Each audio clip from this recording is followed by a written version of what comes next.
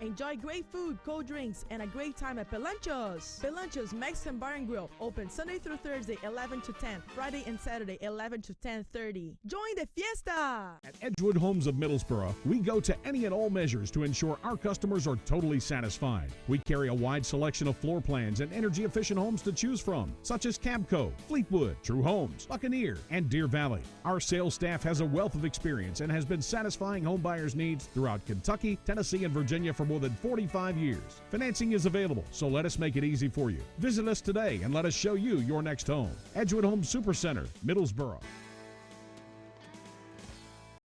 Pinnacle Performance Physical Therapy of Harrogate takes an individualized approach to treating people of all ages. Our therapist goals are to assist patients in reaching the pinnacle of their performance at school, work, and play. We utilize state-of-the-art equipment such as the Ultra G anti-gravity treadmill, used to rehabilitate injuries and pain throughout the body's lower extremities, and the Light Force Deep Tissue Laser Therapy, a drug-free way of treating pain throughout the body. Contact us for an appointment today. Pinnacle Performance Physical Therapy, 362 Catawba Avenue, Harrogate. Juggling my family schedule is a full-time job. Between school, dance practice, work, there's little time left to worry about much else. That's why I use real-time banking from Home Federal Bank. With real-time banking, I know that when I make a deposit, the money goes straight to my account. No delays, no waiting, no wondering. And I get to focus on what's important. Real-time deposits, real-time access, real-time banking. From Home Federal Bank, always within reach. At Emery Exterminating Company, we have more than 30 years experience in pest control and are a family-owned full-service company that utilizes integrated techniques to manage pests that invade your home or business. If you have a rodent, ant, or bug problem, Emery Exterminating is dedicated to reducing your insect and pest populations. Our belief is that we're only as good as our employees, and that's why each of our technicians are extensively trained with the latest technologies and are reliable, efficient, and professional at all times. For more information of what Emery Exterminating can do to rid your home of unwanted pests, contact us today. Emery Exterminating Company. The reliability of a hometown pharmacy is more than just convenience. It's something you count on. That's why at Stanford Drugs, we do more than fill your prescription needs. We provide drive-through service and have free local delivery within the Tazewell and New Tazewell city limits, as well as carry a complete line of over-the-counter home health care, DME, and veterinary products. Serving Tazewell, New Tazewell, and surrounding area for more than a decade. Stanford Drugs, 420 North Broad Street, New Tazewell. Get out on the water with Anchor Marine of Speedwell, Tennessee. Powerful, reliable Yamaha outboard motors, luxurious Sweetwater pontoons, and a variety of other new and pre-owned inventory that will get you out of the house and on the water is waiting for you. Anchor Marine also provides quality mechanic service, boat storage, and a large selection of marine parts and items to choose from. Get out on the water today. Call or stop by and see Winston, Randy, and all the folks at Anchor Marine. Anchor Marine, 6630 General C.W. Steiner Highway, Speedwell. Established in Jonesville, Virginia in 1888, Powell Valley National Bank has been serving businesses and residents of the region for more than 125 years and stands as the fifth oldest bank in the Commonwealth today. With additional locations now throughout the region, today Powell Valley National Bank offers the convenience of state-of-the-art banking, whether it be home, personal, business, convenience, or loans, while still assisting its customers one person at a time. Find us online at powellvalleybank.com. Powell Valley National Bank. Stability and banking you can count on. Equal housing lender, member FDIC. Lincoln Memorial's 3-0 loss at Carson Newman Wednesday was the first time the team lost in regulation in 12 matches dating back to last season. The Rail Splitters have been tough at home this year in recent years as well and are 9-1-2 in their past 11 matches at the LMU Soccer Complex dating back to 2015. Lincoln Memorial is 6-0-1 at home since losing to Tusculum last year and is 2-0-1 in 2017 with wins over number 11 Young Harris and number 5 Lenore Rhine. Newberry is winless in their last 4 matches after opening SAC play at 2-1 with a win over Coker and Catawba. The Wolves' 2 SAC wins ties their total from 2015 and 2016 combined. Till Newman has scored 7 of the team's 11 goals and has both game winners. He also owns 6 of the team's 9 goals in SAC play, which is the highest total in the conference. His 7 total goals are the third most in SAC play. Hello again, everybody. I'm Rusty Peace. Glad to have you with us for today's Game 2 as the Lincoln Memorial men take on Newberry here in South Atlantic Conference play. The Rail Splitters trying to bounce back after consecutive losses to Wingate last Saturday, 1-0 in double overtime over in Wingate, North Carolina, and to Carson-Newman on Wednesday night, 3-0 over in Jefferson City. LMU won its last meeting here at home at the LMU Soccer Complex against nationally ranked Lenoir-Rhyne. That was a 2-0 decision for Lincoln Memorial. Prior to that, they knocked off Lee's McRae 3-2. They suffered 2 ties earlier in the year, or endured 2 ties, if you will, at the hands of Tusculum over in Greenville. Then they tied Queens here at home 3-3. They led that match, incidentally, 3-1 and I think 2-0 at various times, but Queens came back and tied it up. And then they opened the year with 3 consecutive wins over Erskine, King, and Young Harris to bring us to date at 5-2-2 overall, 1-2-2 in South Atlantic Conference play. If you look at the SAC standings, they are very tight. Wingate up at the top, 6-0, 8-3 overall. Then Carson-Newman, still undefeated, but has a tie on their record.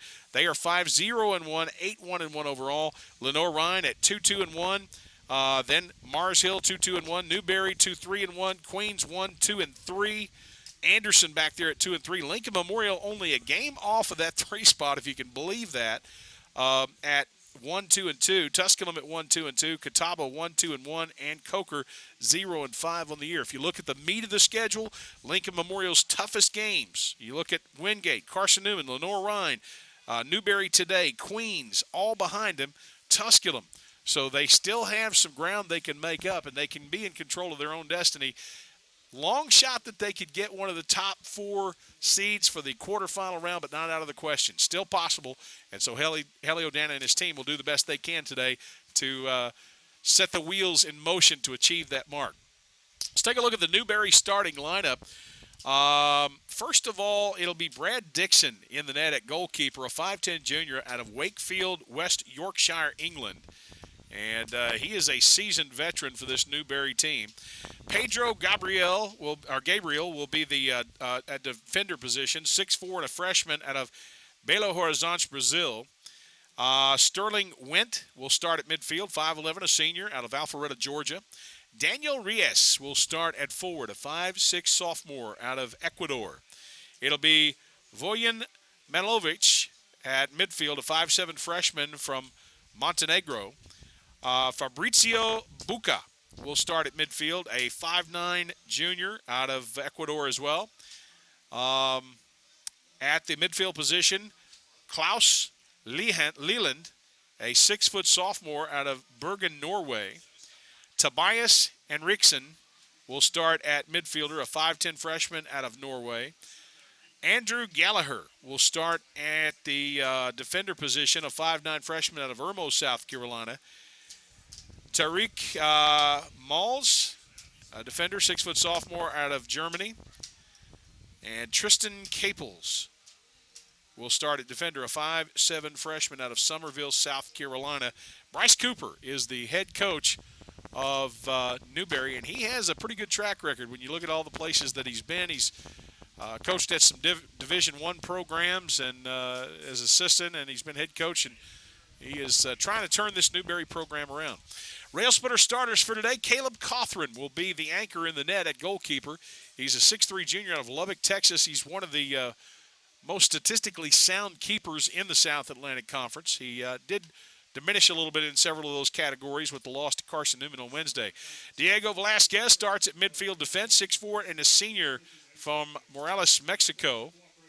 George Cant making the start at midfield and forward, 6'1", and a senior out of Oakbrook, England.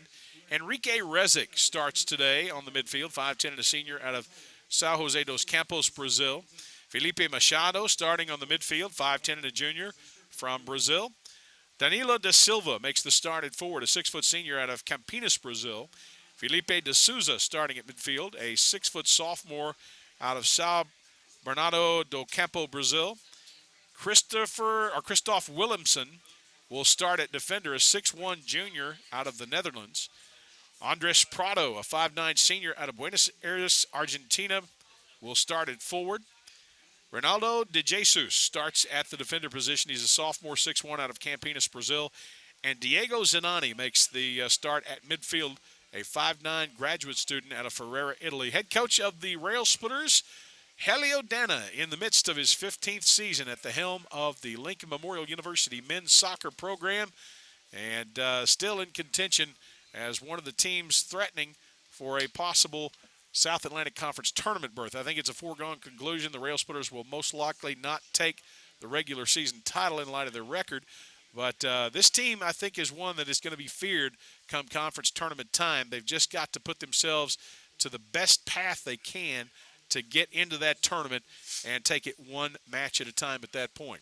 Now, as we understand it, LMU head women's soccer coach Sean Frazier is going to be joining us to do color commentary in the men's matchup a little bit later on. He will be in here shortly, and that will be a treat in and of itself. So do stick around if you don't follow women's soccer.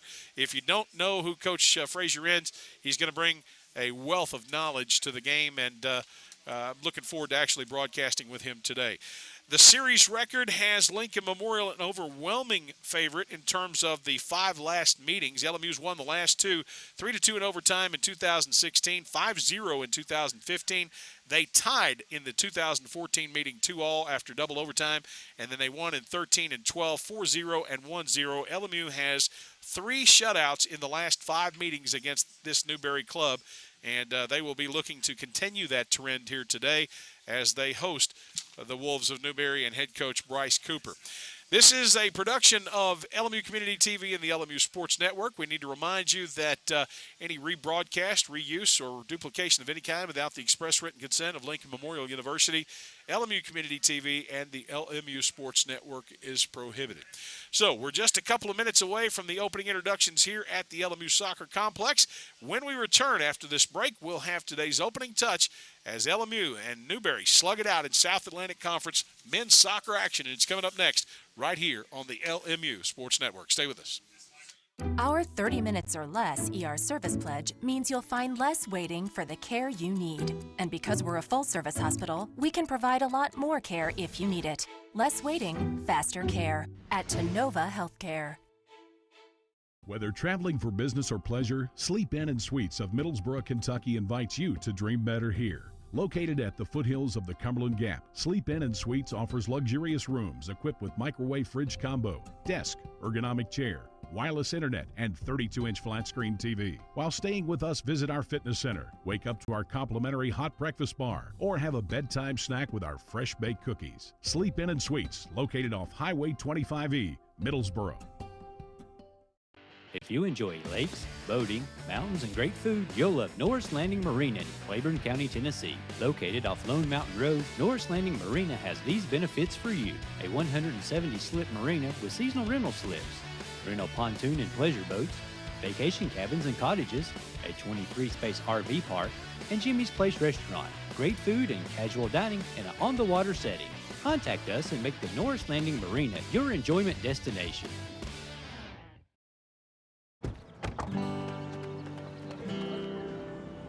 They stopped by for lunch and breakfast, and that's when he found true love. From favorite meals to favorite hats, Cracker Barrel Old Country Store. Enjoy every little thing. Stop by for our weekday lunch specials, just $5.99 with a different choice each weekday. Since 1973, DeRoyal has been a leader and an innovator in manufacturing products for the healthcare industry. DeRoyal supplies more than 20,000 products and product lines such as acute care, orthopedics, wound care, and trauma. DeRoyal is proud to be the largest supplier of orthopedic soft goods to clinics and hospitals in the nation. Since its start in Tazewell, Tennessee, DeRoyal has grown to open factories in over 29 locations worldwide and employs over 2,000 people. DeRoyal, a name you can trust and an employer you can count on.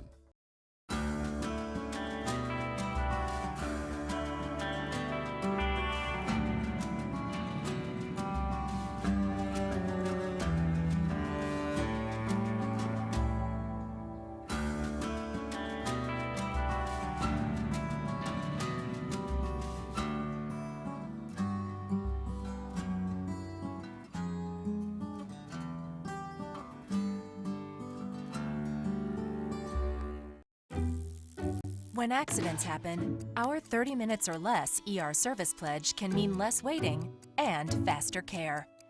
The 30 minutes or less ER Service Pledge at Tenova Healthcare.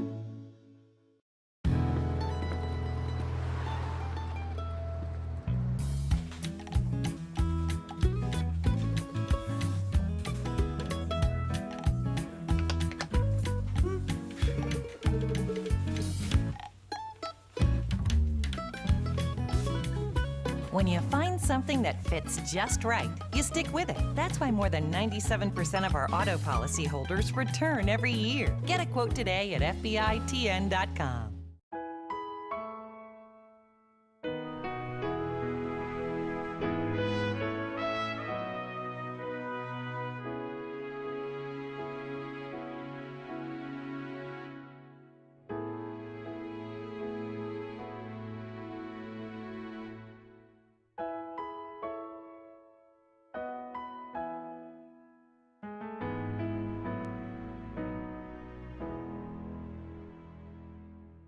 Every day is a fiesta at Pelancho's Mexican Bar and Grill. 7 days a week, Pelancho's combines the taste of old Mexico with the atmosphere of the Tri-States by serving some of the finest food this side of the border. And if you're looking for something to quench your thirst, Pelancho has a wide selection of domestics, both bottom and on tap, as well as other adult beverages to whet your appetite. Enjoy great food, cold drinks, and a great time at Pelancho's. Pelancho's Mexican Bar and Grill, open Sunday through Thursday, 11 to 10, Friday and Saturday, 11 to 10:30. Join the fiesta! For over 42 years, Danny England Motors has been the automotive sales leader in Claiborne and surrounding counties. Prioritizing quality over quantity and boasting superior customer service, we stand above the rest in delivering automotive excellence. Visit us at the 421 North Block in New Tazewell for selection and service. Visit us on Facebook, Instagram, and of course DannyEnglandMotors.com for new arrivals, local wholesale trades, and more. Go Rail Splitters. DannyEnglandMotors.com. Yesteryear Country Market is your destination for the finest and freshest foods from the tri-state area. Yesteryear features a variety of groceries, natural foods, and homemade desserts like their mudslide brownie and strawberry pudding. Yesteryear also has baked goods prepared fresh every day, such as their freshly baked breads sold by the loaf, or they can be put on a sandwich from their deli. Yesteryear Country Market, located at 1453 Highway 63 in Cumberland Gap.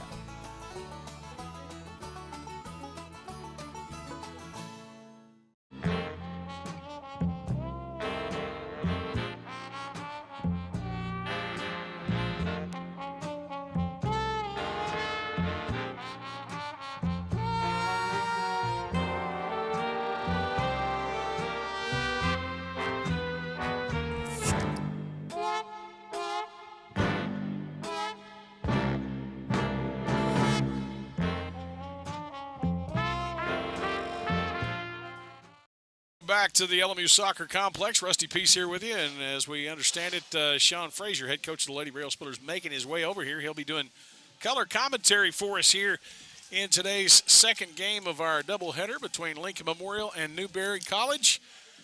And as we mentioned earlier, this is a production of the LMU Sports Network and LMU Community TV. Any rebroadcast or reuse of today's match without the express written consent of those entities are prohibited. Lady Rail Splitter volleyball team, last we heard, was down 2-0 at the hands of Wingate University over in that South Atlantic Conference matchup.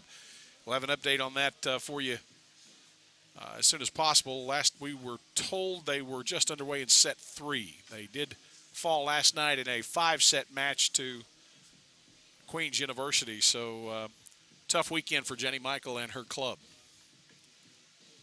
45 minutes to play here in the first half as Lincoln Memorial and Newberry square off in men's soccer action. Mentioned the series a minute ago. LMU 11-1-1 overall against Newberry, 6-0 here at home.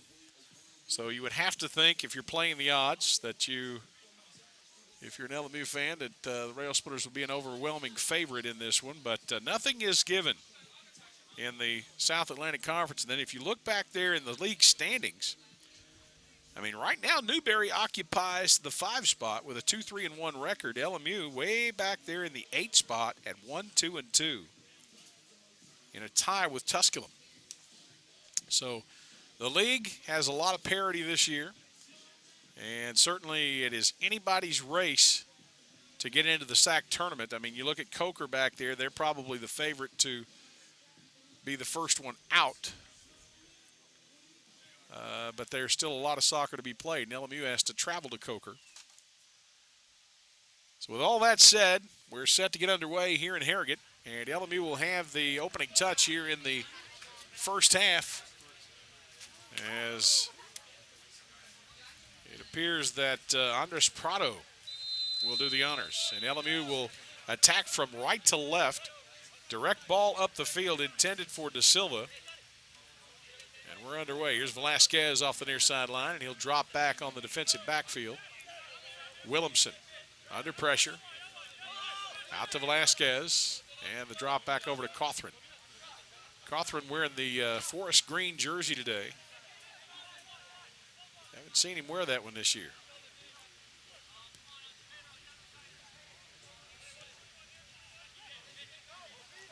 This is Rezic through the middle.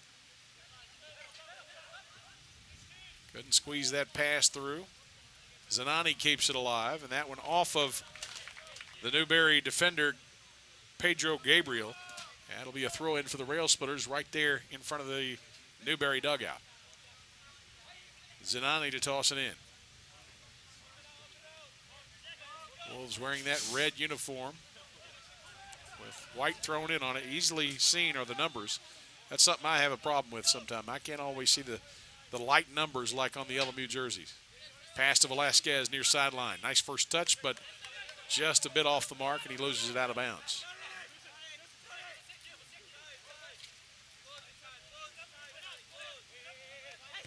Switch of the field now for the Wolves.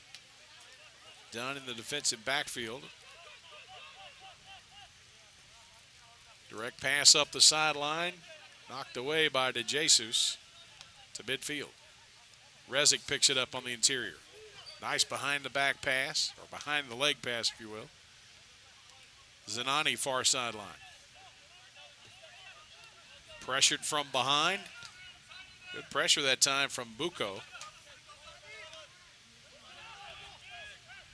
DeJesus with the header on the interior.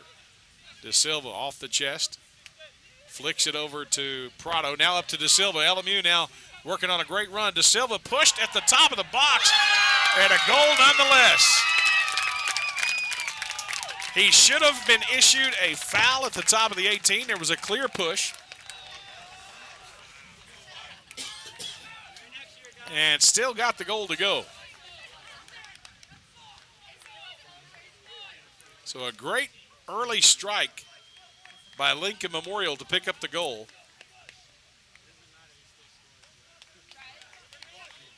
One 0 Rail Splitters, and folks, we are only 2 minutes and 11 seconds into this contest. Still waiting on a confirmation of the goal. And I know that it was De Silva that was pressuring, but I don't know if he actually was the last one to touch it. I was more focused on the foul that wasn't called. My mistake. It will go to De Silva, and he remains LMU's top goal scorer on the year. Picked up through the interior by the Rail Splitters. Played ball for Prado toward the end line, and he knew he didn't have the legs to get to that one before it went out of play, so he'll conserve the energy. Rail Splitters up 1-0 early on.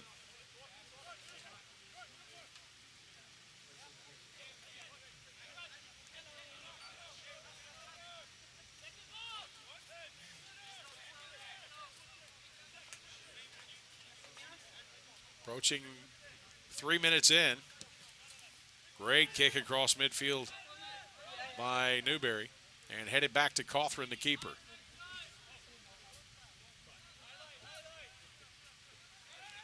Cawthron in no hurry to get it and distribute it.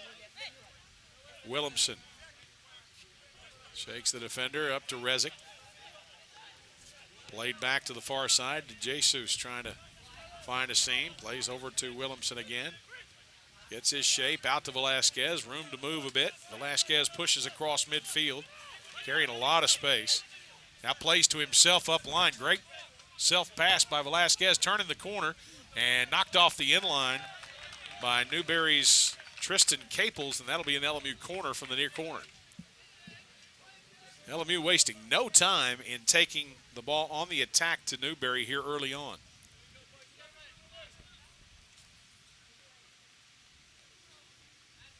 So it'll be Danilo da Silva to try and squeeze this corner over into the box area.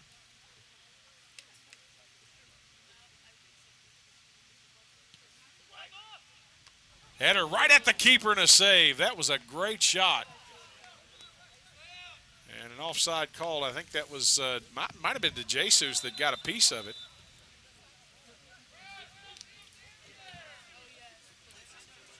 Went out off the inline, so I think LMU will have another corner from the far corner.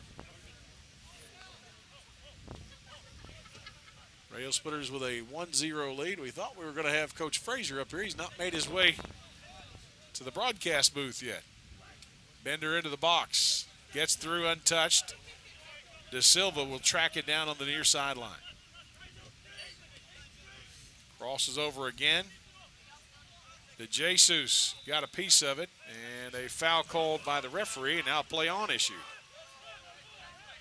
Newberry with a run. Support through the middle. Played across and over to Henriksen.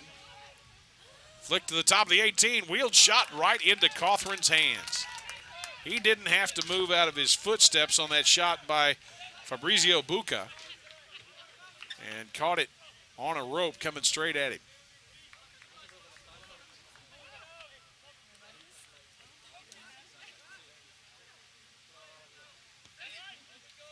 Sent out to the near sideline.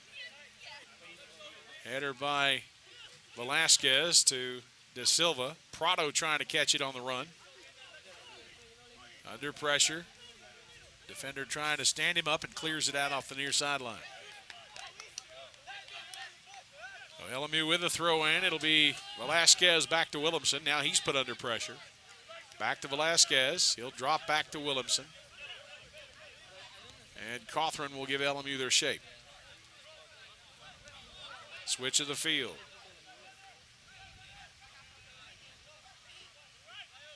And again, this one a short pass. Running in front of it was Newberry's Daniel Reyes. And he has stolen it away.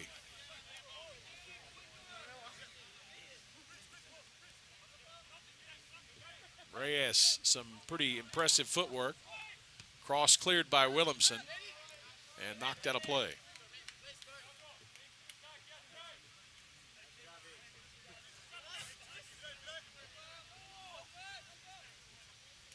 A goal kick for the Rail Splitters.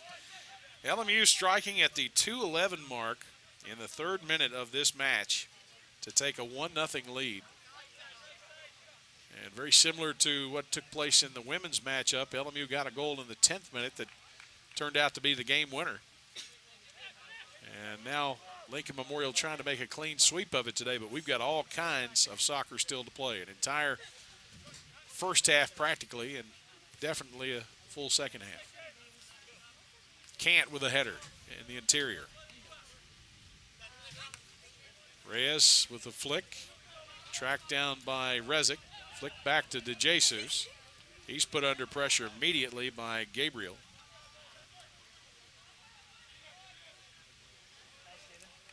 Cant lets it go out far sideline. LMU with the throw in.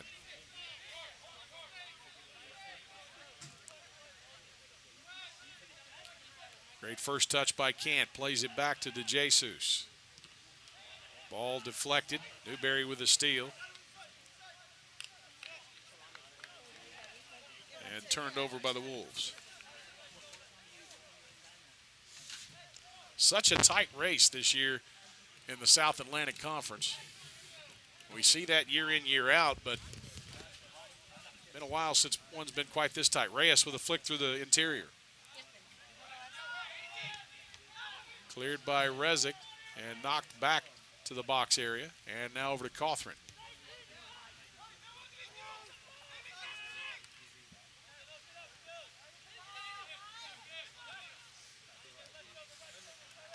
Good job of possessing the ball by the Rail Splitters. They're doing an excellent job of playing defeat right now.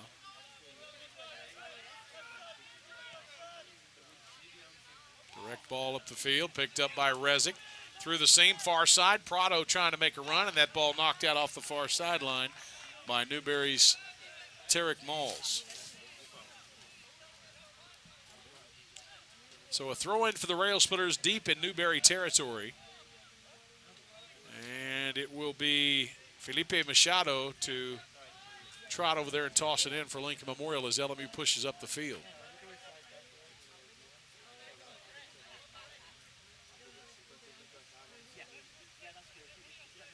Machado, long throw for the box. Headed out to the top of the 18 and cleared away by Newberry across midfield. Williamson's got time to get there, and he'll have plenty of time to make a turn as he will not be put under pressure, but he does play it back to the keeper. Now Williamson put under some pressure, plays it back to Cawthron. And Cawthron with a nice kick across midfield. Checked back. And Cawthron will take this one off the chest and keep it down on the pitch.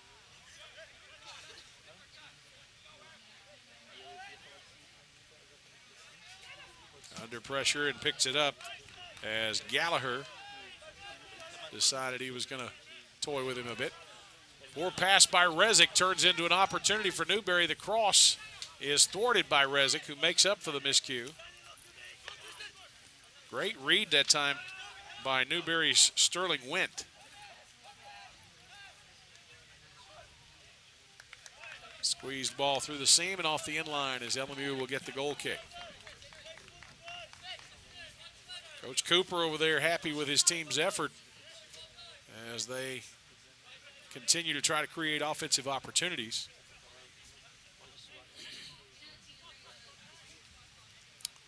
Cawthron set to kick it away, and he will be kicking into a crosswind here. Tremendous leg on this young man who's only a junior out of Lubbock, Texas. Good kick across midfield. Cant with the header on the first ball. Second ball taken by the Wolves. This is Gabriel to the far side. Distributes it out and away to Leland. And knocked out a play back to Lincoln Memorial.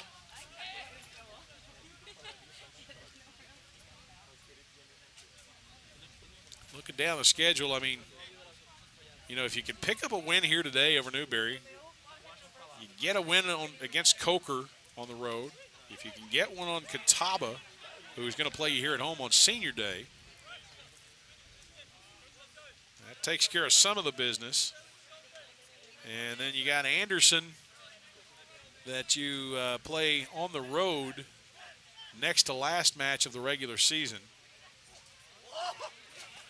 Rezick flicks one across the top. De Silva trying to get to it before the keeper does and is unsuccessful. Brad Dixon coming out and snatching that away from De Silva before he could even take a shot.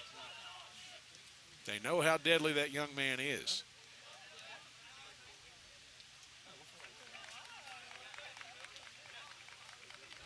Throwing again for the Wolves.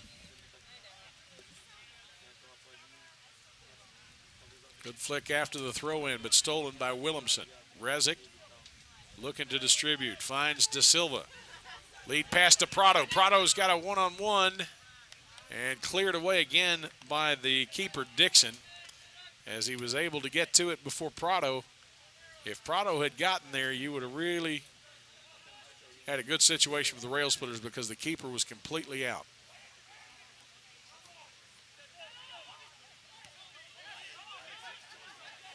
Rezick through the interior, tried to hit Prado with a pass, stolen away from behind. This is Manovovic. Cawthron gets under it a bit. Short kick to the near sideline and out of play.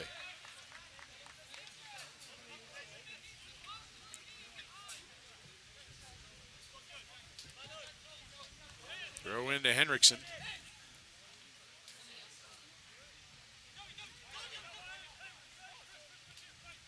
Chip to the top of the 18, headed straight up in the air. Velasquez heads it back over to Rezick. Out it comes and away on the flick to De Souza. Through the middle, here's Prado. Prado trying to make it into a 1v1. Chips one to the left post, and it's just wide left. He knew he had to chip it as the keeper had the position on him, but he just couldn't keep from getting too much spin on it, and it tailed off at the left post. Glad you could join us finally. You get a win, he owns the play.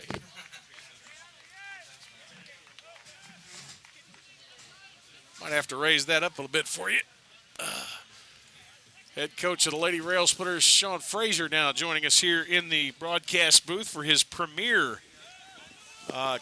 performance as color commentary of men's soccer. Coach, congratulations on the win. Thank you. Rail Splitters striking early in this one, and it's been a nice job of possession up to this point. You've had several games, matches, if you will, to see the Heliodana style of play. His team's very possession-oriented. Coach L's team? Yes. He's got some good players on there. I like the boy Rezak in midfield, number 5. He keeps the ball pretty well. He knows the game as well. You know what I do like most about this team is they've got a lot of guys with good soccer IQ, so they can improvise very well as well, and that's how you connect the dots. Definitely, Henrique Rezak is a young man who is vital to this team's success. So much of everything goes through him. He distributes so well, and just a team leader. You see him wearing that captain armband out there, and that's for a reason. Definitely, man. I like. They've got a senior leadership as well. They've got quite a lot of upperclassmen here, which the experience that they have over a number of years is serving them well at the moment, especially in big games. Now, you and I, you spent a lot of time out there on the pitch with the women's team, both in game scenarios and practice as well. Rezak now here on the cross end of the box, and that'll go off the end line. You and I are fair-skinned guys, and we got that sun staring us in the face today. I'm looking probably at a sunburn by day's end. Yes, I've got some sunscreen out there if you need some. I need it. All right. So Lincoln, in only the 3rd minute, 2:11 in. It was scored by Danilo da Silva on a breakaway. Probably should have received a foul inside the box if at that point he takes a penalty kick, but he got the goal nonetheless. Here's Cant through the interior midfield. And now Machado unable to possess as that one goes out off of Lincoln Memorial. He was looking for an overlap from the right back there, which he didn't get, but it was a good idea. Hear that wind blowing in the background. Coach, does it play a factor out there on the pitch? I don't think it plays too much. I mean, unless it's going in one direction and you can use it to shoot, you know what I mean, and get a bit more behind it. But in the men's game, a little bit less than maybe the women's game. But we've not had any games that have been impacted by it so far. Newberry with the takeaway off the flick by Prado. Right down through the interior. This is Henriksen. And to the far sideline. Support through the middle for the Wolves. And the cross as he wisely plays it out. Good defending that. You don't want to gamble back there too much, especially when you've only got the keeper between you and the goal. And it's a tough one when the forward is on your backside shoulder and your eyes are facing the ball, which is on the side, which is where your body's facing. It's a tough one. So the shoulder there, saw the danger played out.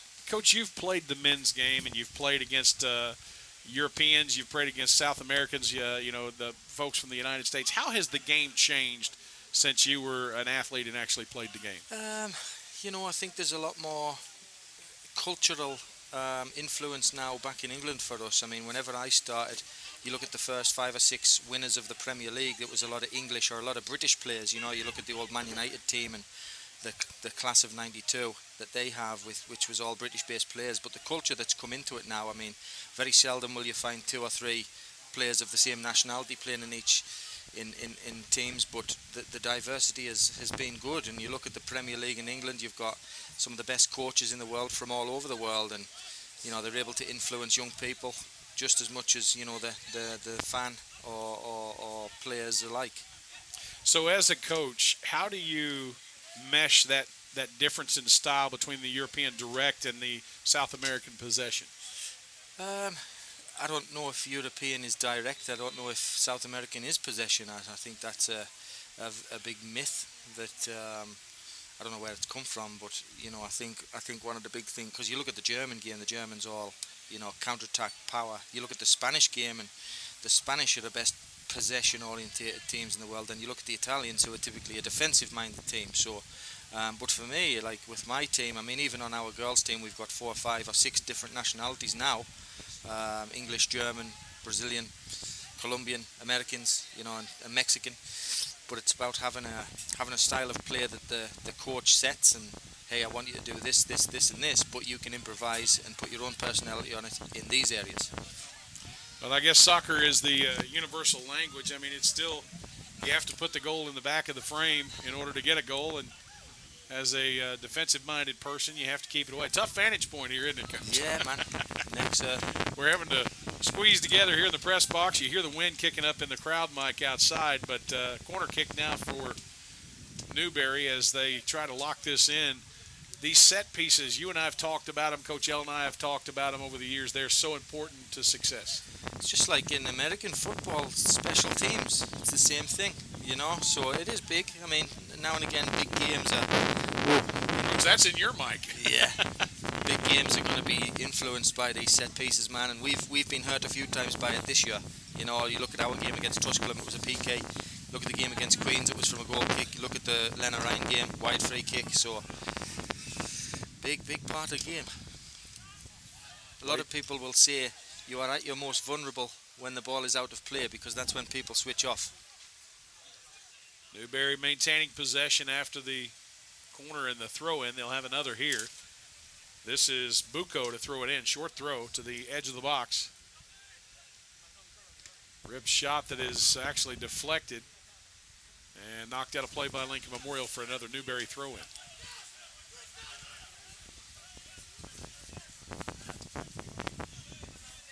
Such parity this year in the South Atlantic Conference with the league standings. Lincoln Memorial right now in the 7 spot back there, tied with the 7 spot with Tusculum, but only a game off of the 3 spot by virtue of that tie. I mean, just a very tight race. It's a good league, that SAC, the men's one. I know it pretty well, obviously, with Wingate men and last year and all that stuff. But there's some good teams now. You look at even Tusculum at the bottom of the league, and they've got some good players. I was impressed by them. To the far side of the pitch, this is Gabriel battling with LMU defenders. Kant will come up with it, far sideline. Gabriel again battling with multiple LMU players. Resig pushes him off the ball.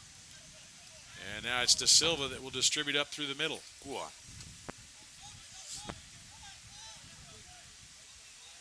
Flick pass to De Silva.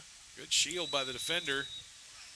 And De Silva's going to be called with a contact. Soft one, that one, from the referee. Many times I've noticed from up here, you're going to see an entirely different game from down on the pitch. Many times the calls that I see up here go the exact opposite of what they, in my opinion, what they should. Yeah, you know, and like I said to one of the referees today, it's not basketball, man. You know, you can make contact, and that's part of the game. That there is where the game has changed most, in my opinion. It has become a lot more a lot less physical in this day and age. There is a level of physicality that's going to go with any sport, but this one far more of a contact sport than I think most people give credit for. Kant trying to switch it through over to Resig. Check pass back to Resig from, I think that was Machado, maybe D'Souza. Resig out wide to Velasquez, the drop now. Both centre forwards were too wide there. I think they needed someone centrally to pop the ball into. Something I've seen both the women and the men do more of than we saw, say, a decade ago, and that's to use that drop to get shape back on the attack. And also, when you do drop it back, for us, we would coach our team to drop it at certain points, so you can do that, actually, so you can draw out the press. Long ball up to Velasquez, trying to turn the corner and cross. Great pass through the middle. And a whiffed shot. I think that was D'Souza. Just entirely missed it. Cross again. Headed away by Newberry. D'Souza not able to get to it in time. And off the near sideline by the Wolves. That'll be possession of Lincoln Memorial. Good little move. They got Newberry. They drew them out, and then played over the top of it into the left sider. 1-0 Lincoln Memorial. 22:09 to play first half. Rail Splitters trying to move up the ladder in the South Atlantic Conference race that is oh so tight this year after back-to-back losses last week to the top two teams in the league, Wingate 1-0 and Carson Newman 3-0. Good interception there on the read by Reyes. Reyes trying to turn the corner, looking for support through the middle, and it's checked out by Velasquez. He's got to touch it across the defender there. He's touched it straight down the line. If he cuts it across the defender, he either makes the defender foul him or he travels towards the goal. First substitution of the match now for Newberry, as checking into the lineup will be Andres Silva. He is a midfielder, 5'8", out of Ecuador. And Lincoln Memorial falls back for the corner kick, as this will be taken by Henriksen. Ooh. Header in dangerous territory, and Cawthron goes up and gets it to prevent any further attempts. Long outlet throw to the far side of the field. Newberry steps in front of it, takes it away, and now possession by Malls in the defensive backfield. And a foul through the middle called on Lincoln Memorial. Looks like Newberry's playing a 4-2-3-1, and whenever they get it in these positions, they're pushing the 3 on and making a front 4. Knocked that off the near sideline. The throw-in will go with LMU. Coach, I know that you've dealt. We said it in the postgame a little while ago. You've dealt with your fair share of injuries this year. That comes with soccer. It comes with any season, and all coaches endure it. But Helio Dana's team, at least to this point, has managed to evade that to a certain extent. Yeah. I think they're playing 3 games less than us. Maybe we need to do that.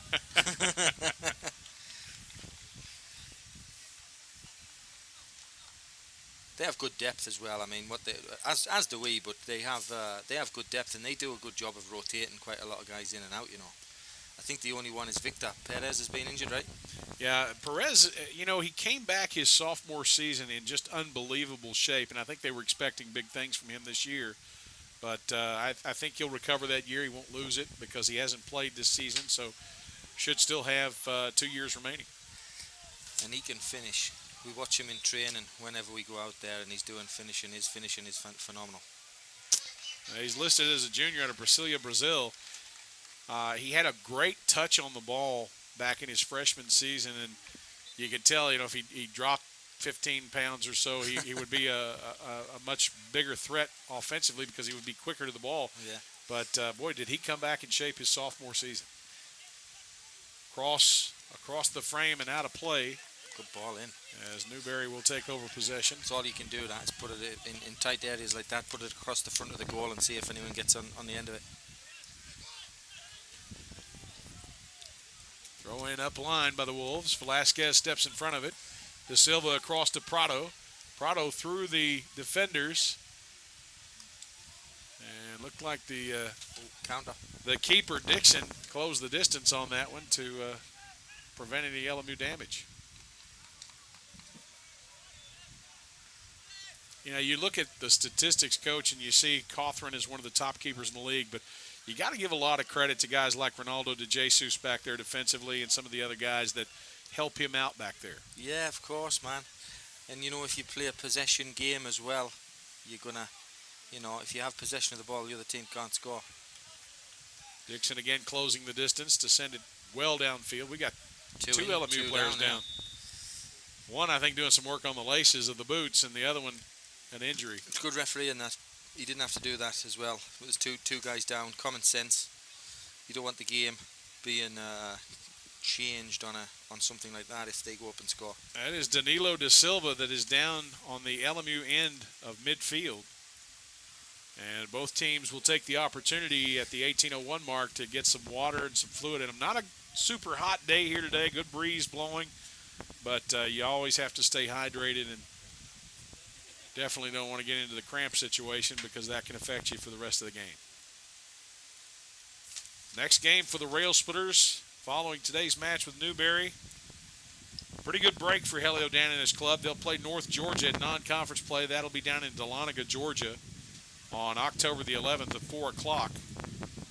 And, Coach, I know that you've got one Tuesday. This time of year, is it the most desirable thing to have non-conference matchups? Yeah, I think so, but just for us, in terms of our process, you know, like our girls need to play, you know, and for their own development as well. We have a young team, and that's what people forget as well. We've got a young team that needs to develop and needs to grow. So, you know, and that's why you have a squad. We've got 29 players. We'll pick 11 that can play the game and go from there. You got to do it when you get to the tournaments, right? That's correct. So De Silva comes back on as the referee allows, and it appears that we're going to see a substitution. Coach, I could be mistaken, but I think that's Victor Perez ready to check in right now. Got them binoculars out? I do. He's a 6-foot junior out of Brasilia, Brazil, and as we speak, I thought perhaps he was going to be redshirted this year, but it appears he's going to be inserted into the match. There he is. I don't know the NCAA rule on soccer of how much time you can play and still get a red shirt. I think it's the first. If it's an injury one, I think it's got to be in the first third of the season.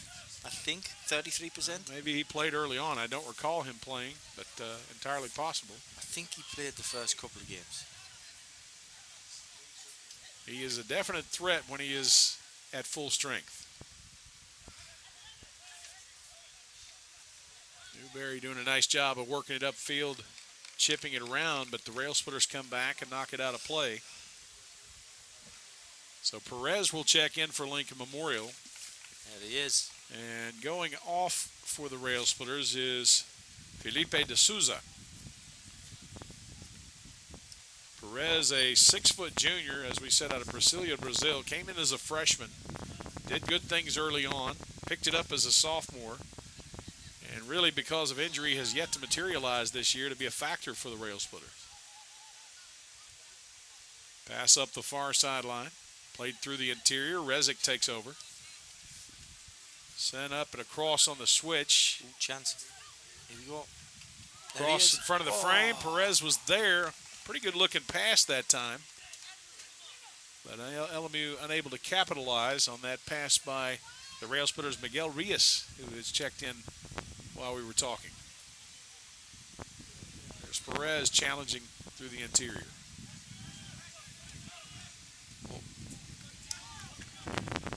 And again, it's knocked off the sideline. This will be a Rail Splitter throw-in. 15:33 to go first half. LMU's goal in the third minute, still the difference.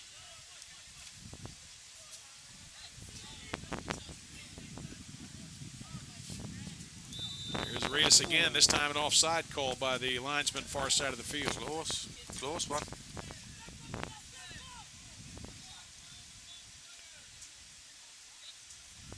There are so many intricacies to this game that you, as a fan who maybe has never played the sport, don't see out there. Yeah. The switch up of opening things up rather than being too tight, and what it does to like this. Yeah, like this right here. They've drawn the press in there so they can play through. Look at this on the far side. Ooh. Ball across the box. Put inside the box. Trying to make his turn. Deflected away. Rezic gets a piece of it. Plays it up to Prado. There we go. Counter the counter. And Prado's pass to the near sideline, intended for Reyes, just a bit ahead of him. Very similar situation to our game now. I think LMU need to get a target player on the ball to look after it a little bit, get a bit of possession. Played back to Dixon, the keeper, and he'll switch the field.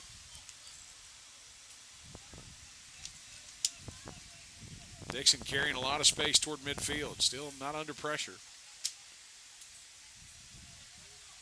Flick pass, knocked back by DeJesus toward midfield. Perez bringing it down under pressure and has it taken away. Over to Reyes for Newberry. Makes a move around Velasquez. Tackle. And Velasquez proving to be solid back there. You know, we saw a lot of time from him as a freshman as well. Really started out good and then got benched by Coach L and we didn't see him much. He kind of rotted over there on the bench the rest of the season, but he's come back and he's been a mainstay back there on that back defensive line this year. Who's that, the left back? Velasquez. You know, and being a defender with his size, I mean, he's a guy that can be very beneficial to you back there, and then offensively with headers and so forth. Yeah, he understands the game well as well. He gets up the line, and he's a good left back.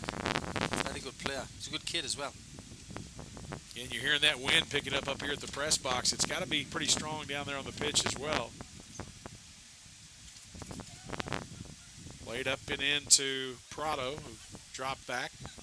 Now up to Perez. Over to Velasquez. Velasquez doing a nice job of shaking the defender to carry some space.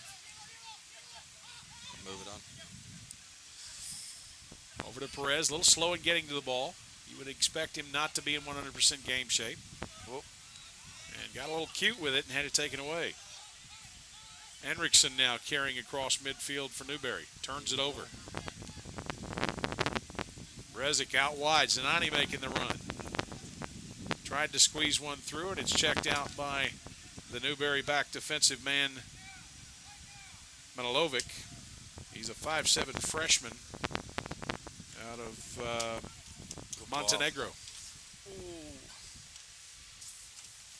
Right now, Newberry appears to just be content with sitting back and clearing things out. They're unable to keep it on the LMU end of the field. Rail Splitter's still on the attack.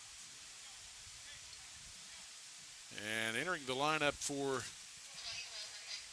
Lincoln Memorial is Andres Xenofantos. I think you coaches go out of your way to find some of these names that are difficult to. Them ones.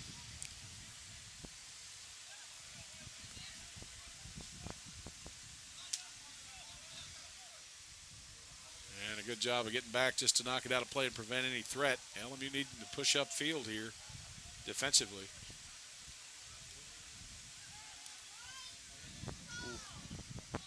Ball to the far side of the box. LMU defender trying to stand up the Newberry attack. And knocked out off the end line by Williamson. What is Newberry doing differently right here, Coach, that they're able to move it up the field this quickly? Well, I think they're trying to. Yeah, they look a little bit more comfortable on the ball than they were 10 minutes ago. A little bit more patient with it. I just think in the final third, they're a little bit too patient. About 10.5 minutes to go, first half. The LMU lead still holding 1-0. Bending ball toward the frame. Velasquez tried to get ahead on it and missed it, and it's going to be allowed to roll out of play for a Newberry throw-in. Actually, now the referee overruling, saying no, that it will in fact be, well, I thought he was saying a goal kick. Now they're going to say no, it's a throw-in. It's not ideal, this wall, is it? They didn't design it with broadcast in mind, I'll tell you that.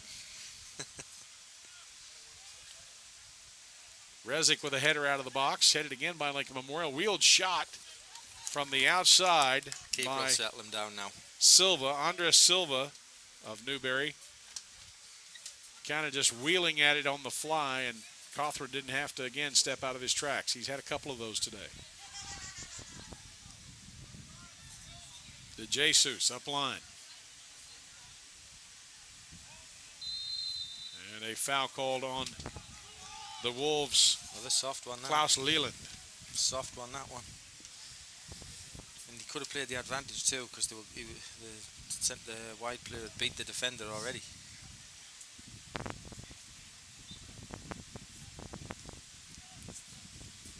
Ball switched to the near side of the field, and Newberry heads it out of play. Soccer has always been, or football as you guys call it in the UK, has always been kind of a frustrating mystery to me, because I would be the guy out there on the field that if I wasn't lucky enough, what a goal. I missed it. There you go. Danilo, top of the box. Danilo da Silva with his second goal of the day. got a lot of space at the top of the box. Ball worked across, and he just got a touch out of his feet. Right foot just curled it past the keeper. Apologies to our fans because it was in a situation where I couldn't really see it that well, and you're supposed to be the professional. Yeah, I know, and I'm running my mouth, and we missed the goal entirely. This is my debut. I'll take care. Well, we can turn this over to you. You can do play-by-play for the rest of the season. No. Hey, be careful what you volunteer to do. It then becomes your job. Just trying to help a friend out, man. But, yeah, of course. But, I would be that guy that wasn't lucky enough to play keeper. And not that keeper's an easy job, but I'd have to run down the field. And if somebody gave away a pass that I gave to him, I would be very upset at them. I'd be like, guys, I'm not running this field again. I've never seen you run the field, Rusty. You drive down there. I don't run from the couch to the refrigerator, Coach. So, you're not going to see that. Oh, man. That would be cruel and unusual punishment to make me run anywhere.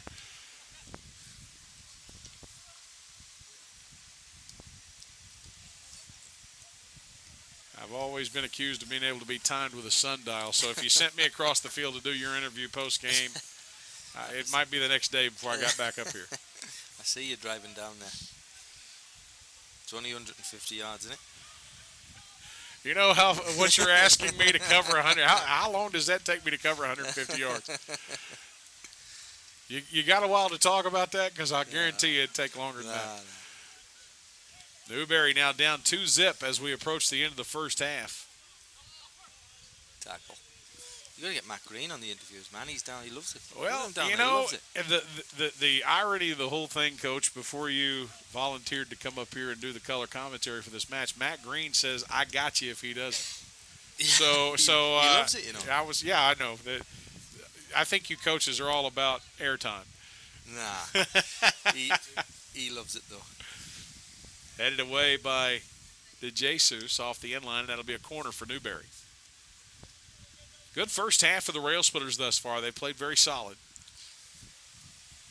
Good time to score that. Well, any time's a good time to score, isn't it, really? Exactly. Coach, when I talked in post-game with Mariana Diaz, I told her it looked like she had a lot of emotion going over to the sideline. Had a big chest bump with a couple of players, one of them Caroline Souza and Gabby. There's a header toward the frame. Cawthron laying out to his left to grab it. And a good effort by the junior keeper. But, you got to feel for Gabby and for Caroline and so forth. And she said that goal was for them. Sousa came to me before the game, and usually before the game I'll say something. But I talked like an hour before, and we did like a motivational video that we do an hour before the game. And then we usually just reiterate, like go over a couple of the other points right before the team goes on. Here we go. Sent across midfield. Trying to get to it is Xenofontos. He's won it. Here we go. Keeps it in play. Trying to shake the defender. He stood up by the defender. He's done well to win that free kick, by the way. And a foul on Newberry, putting LMU in excellent position to possibly lock this in as we go into the 6-minute mark. Anyway, yeah, so Sousa, anyway, she come to me and she said, I want to do the talk today. So got a bit emotional down there before the game, and seems like it worked. Well, we'll take the win anytime we can get it. 1-0, the Lady Rail Splitters win. LMU up now, the men 2-0, and I think this is actually De Silva to take the free kick. Bender toward the box, flicked away. Williamson showing some speed there to get to it. Cawthron way out of the frame, showing a lot of confidence, sends it upfield. First ball won by Newberry, as is the second. Good cross into the box area, and Cawthron takes it off the bounce.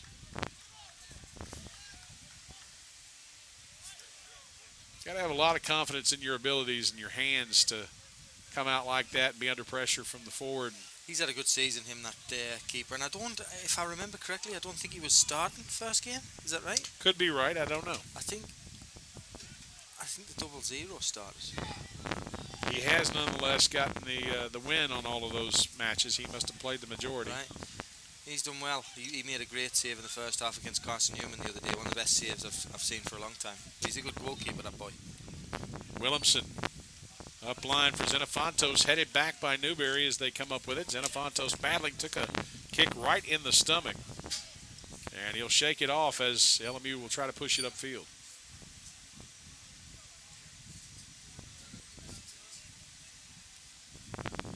The best I can see right here, Coach, and I could be mistaken, LMU playing a good job to feet. They're playing well to feet. Yeah, comfortable though. There's not really a press. I mean, anyone can play to feet when you've got time.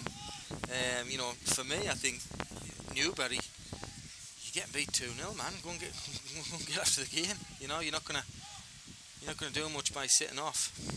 Under 4 minutes to play first half. Through the interior now. Nice ball up the middle. This is De Silva again. Looking for the hat trick, but it was blocked. Flicks toward the frame, and the header goes wide right. That was Xenofontos that got the head on it.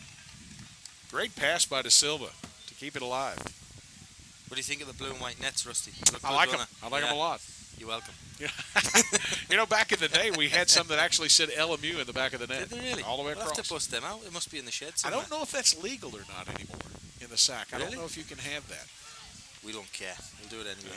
I don't know about that. Be careful what you say on the air. It's recorded on YouTube. I'm kidding, man. Long kick upfield by Dixon. Challenge ball won by the Rail Splitters. Second one as well.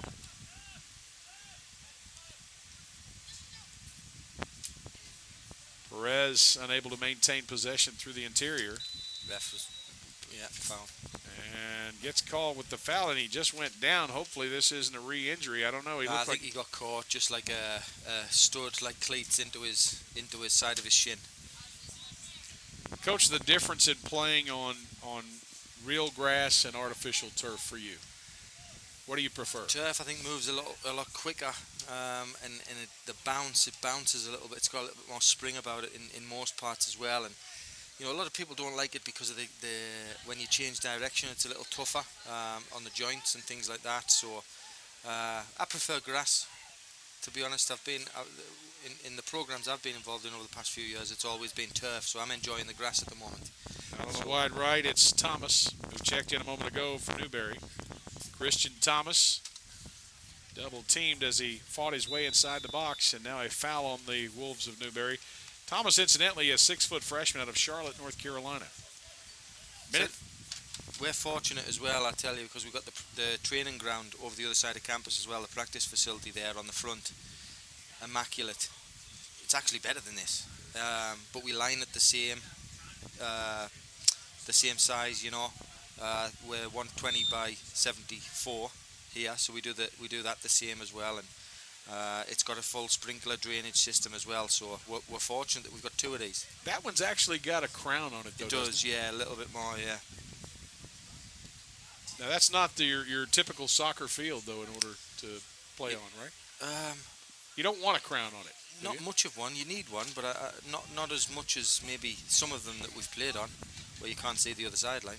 Nicest field you've played on this year, in your opinion? 1 minute remaining. 1 minute. That's a good question, that, mate. I actually thought Erskine, first game of the season, was good for the first 20 minutes. Then we had the downpour. Hit ball wide right of the frame. We've been fortunate. Erskine was good. Wingate was pretty good. And Carson Newman was all right the other day. It was just on a hill, like a slope. But we've been fortunate. I've heard Leonard Rhines is pretty good too. So, and this is not bad. This is a good field too. We're very fortunate to have this.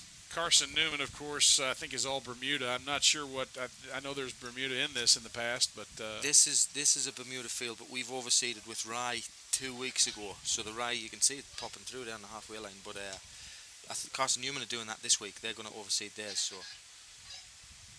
Not an exact science up in this part of the country geographically, but nonetheless some quality fields. This is Lincoln Memorial's Richard Doherty in the lineup, 6'1" junior out of Las Vegas, Nevada. He saw some time in our last match here at home when the Rail Splitters knocked off Lenore Rhine. Header at midfield won by the Wolves. LMU with a second ball and a foul called on the Rail Splitters as we're under 20 seconds to go here in the first half. LMU leading 2-0. Coach, we're going to talk about some real football at halftime. Yeah. Some United States football, some scores. I'm going to go and watch the Huskers tonight in Nebraska. Need to watch the Cats because they're going to probably give one up to Missouri tonight. Well, hit one. 3, And so the first half now in the books as Lincoln Memorial takes a 2-0 lead into the intermission over the Wolves of Newberry. We are going to take this break and do some business with our sponsors. When we come back, it is the Family Medical Clinic halftime report. It's coming up next here through the LMU Sports Network. It's the Old Town Grill. The Old Town Grill is a special place where you bring more than family, more than friends. Bring a hearty appetite, because at the Old Town Grill, you'll never walk away hungry. A delicious change from the ordinary. The perfect place to bring the entire family. The best food and plenty of it. Join the fun and treat your appetite to something special. It's the OTG. The OTG is the place to be. It makes a difference when a physician is trained to truly listen. At the LMU Medical Clinic, it is our mission to provide the highest quality medical care possible for our community, in our community. Our physicians are trained in the philosophy of osteopathic medicine. We look beyond your symptoms and take the time to get to know you as a whole person, from children to adults and everyone in between. We don't see patients, we see people.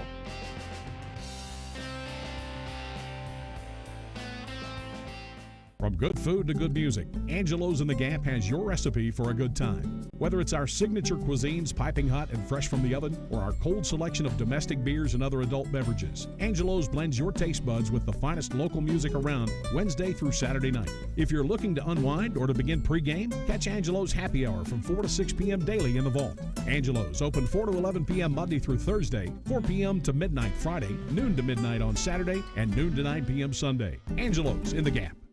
Make Boone's BP your destination for everything from gas, snacks, and soft drinks to beer, wine, and lottery tickets. Boone's has some of the cheapest prices in the tri-state area. And while you're there, visit their 24-hour ice house to make sure your beverages are the coldest around. Boone's is just a short drive from Harrogate and Middlesboro and is open Monday through Thursday 6 to 10 p.m., Friday and Saturday 6 to 11, and Sunday 7 to 10. Boone's BP, located on 58 across from the Buffalo. Since 1959, Giles Industries has built more than 86,000 quality homes through craftsmanship of team members from the tri-state area. Our clients are extremely important to us, and we're looking for team-oriented family members which allow us to continue that level of excellence known to come with the Giles brand. Our team members receive above-average pay, great health, dental, and vision coverage, a 401k retirement package, and up to 2 weeks paid vacation following the first year of employment. Contact us about joining our Giles Industries family. Giles Industries, quality homes built by family for family. Whether dine in or carry out, at Sagebrush Steakhouse, you'll find a menu full of flavorful items with emphasis on hand-cut steaks. Our menu has something for everyone and is served all day, every day, from our award-winning ribs, seafood, and chicken to our burgers, sandwiches, and salads. If you're in a hurry and have a budget, our lunch menu includes daily specials that are served 11 a.m. to 4 p.m. Monday through Friday. Have an upcoming event? Ask about our private dining room and catering services. Sagebrush, your hometown favorite steakhouse. Halftime here in Harrogate, Tennessee, as the Lincoln Memorial University Rail Splitters soccer team leads Newberry 2-0 at the break. The Rail Splitters now making a bid for what would represent only their second South Atlantic Conference win of the year if they can maintain this over the next 45 minutes. Statistically speaking, it's been a pretty even match. Newberry with 5 shots, 4 of which have been on goal. The Wolves have given up 2 goals. And keeper Brad Dixon with 1 save. Lincoln Memorial, 6 shots, 3 on goal, 2 goals, 2 assists. And both goals scored by Danilo da Silva, first in the 3rd minute at the 2:11 mark, then in the 37th minute at 36:10. Andres Prado assisted the opening goal by da Silva. Victor Perez in the second. That was from 40 yards out. And there has been 1 card in the first half issued to a Newberry player. But nonetheless, the Rail Splitters, Caleb Cothran with 4 saves. So he's done an excellent job in frame for Lincoln Memorial after a very rough night over in Jefferson City on Wednesday in which he gave up 3 goals. Just a tough route for the Rail Splitters in that entire week of play. So LMU up 2-0 here at the half in Harrogate. We still have not received a final on that volleyball score. I assume they went down 3-0, and I've just been given the thumbs up that, in fact, they have. So better luck to Jenny Michael and her team in their next endeavor as they look to get back on winning track. We are at the Family Medical Clinic halftime report, brought to you by Family Medical Clinic of Harrogate and soon to be, in fact, so soon, it's this week, Tazewell, Tennessee. Family Medical Clinic serving the tri-state area for more than 40 years and now at 2 convenient locations. Let's take a look at some scores from around the country in college football. A lot going on today, a lot of them final, a lot still yet to get underway. And as usual, when I go to reference that, my reporter is working a little slow here, so we do apologize for that.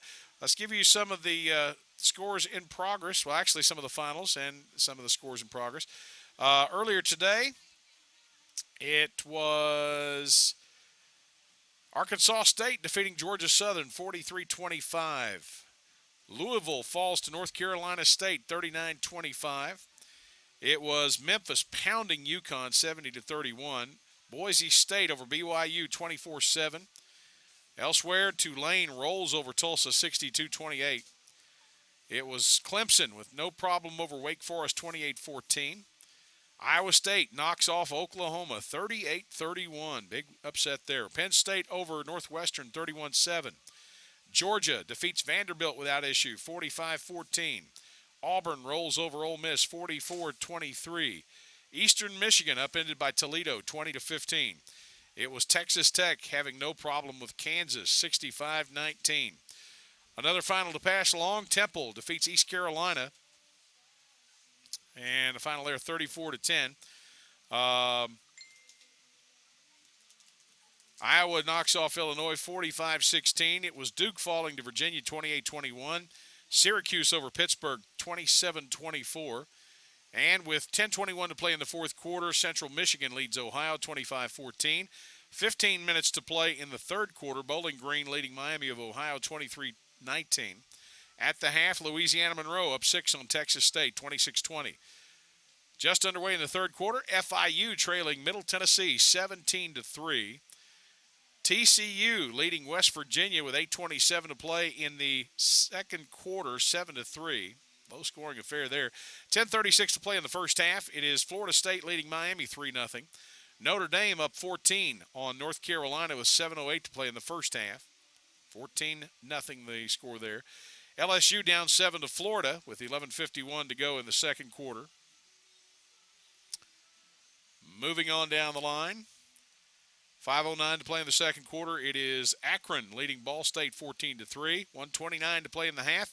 Northern Illinois over Kent State 7-3. Western Michigan up 3 on Buffalo with 11:19 to play in the half, 17-14. 11:01 to go in the first half. Appy State leading New Mexico State 17-7. 9:31 to play first half. Minnesota over Purdue 14-6. Navy leading Air Force with 3:48 to play in the first half, 14-7. Indiana blanking Charleston with 8 minutes to play first half, 17-0. Maryland trailing Ohio State 20-7 with 6:38 to play in the first quarter. A lot of scoring going on in that first quarter. Southern Cal just underway against Oregon State leading 14-0. 1:30 left in the first quarter. And Arkansas and South Carolina tied 3-all first quarter. Louisiana Tech. Well, there's some more. We lost our place there. Let's see. Hate it when this thing updates and you're Louisiana Tech down 6 to UAB 13-7. Colorado State and Utah State underway, scoreless. Later on today, a 5 o'clock start, Louisiana and Idaho. 6 o'clock, Marshall and Charlotte. 6 o'clock, Florida Atlantic and Old Dominion. 6:30, Army, West Point, and Rice. Georgia State and Coastal Carolina at 6:30. Tonight at 7, Kansas State and Texas. Southern Miss and UTSA. That's a 7 o'clock kickoff. SMU and Houston at 7 tonight. Alabama, number 1 team in the country, taking on Texas A&M 7:15. Virginia Tech and Boston College 7:15. 7:30, Michigan State. Fresno State and San Jose at 7:30. Missouri and Kentucky at 7:30. Wisconsin and Nebraska 8 o'clock. Washington State and Oregon 8 o'clock tonight. University of Central Florida and Cincinnati an 8 o'clock kickoff. 8 o'clock tonight, Arizona and Colorado. Western Kentucky also tonight getting underway at 8 o'clock as they will square off. We're getting back to that one. Apologies there, folks. I think we've lost it. Yeah, they'll be playing tonight at 8 o'clock, Western Kentucky and UTEP, and that's one of the final games we have. There's a lot more to take place tonight, but all in all, a big day of college football that has already been played and is still to come as a lot of games are going on throughout the country. Sean Frazier, head coach of the Lady Rail Splitters, rejoins us. And, Coach, after that first half of play, your assessment of the Rail Splitters' play on the pitch and what they've got to do in the second half to maintain.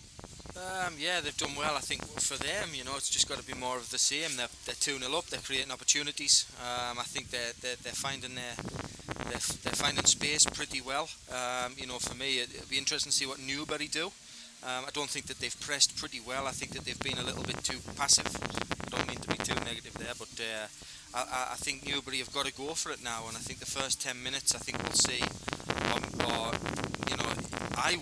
I would get after them and press a little bit higher up the pitch and take a few more risks if I was them. Whether they do or not, I don't know. I don't know their coaches, but they've got nothing to lose now. It's 2-0. So the next goal is an important one. If they get the next one, our guys might, set us up a bit nervously, but if our guys get it, it's game over. Well, hopefully the Rail Splitters will prevail as they try to climb up the South Atlantic Conference standings ladder, and we've got an entire second half ahead. We're going to take another brief time out, do a little business with our sponsors. When we come back, we've got the second half, and it's coming up next here through the LMU Sports Network. At Minton Family Dental Care, we do more than your ordinary dentist. From cavity prevention, teeth cleaning and whitening, to digital radiographs, Velscope cancer screenings, digital impressions, and soft tissue lasering. Dr. Jessica Minton provides the highest quality dental care to children of all ages and adults alike, and is a member of the American Dental Association and the Tennessee Dental Association. We have an easy payment plan, accept all major dental insurances and all major credit cards. Make your family's next dental appointment today. Minton Family Dental Care.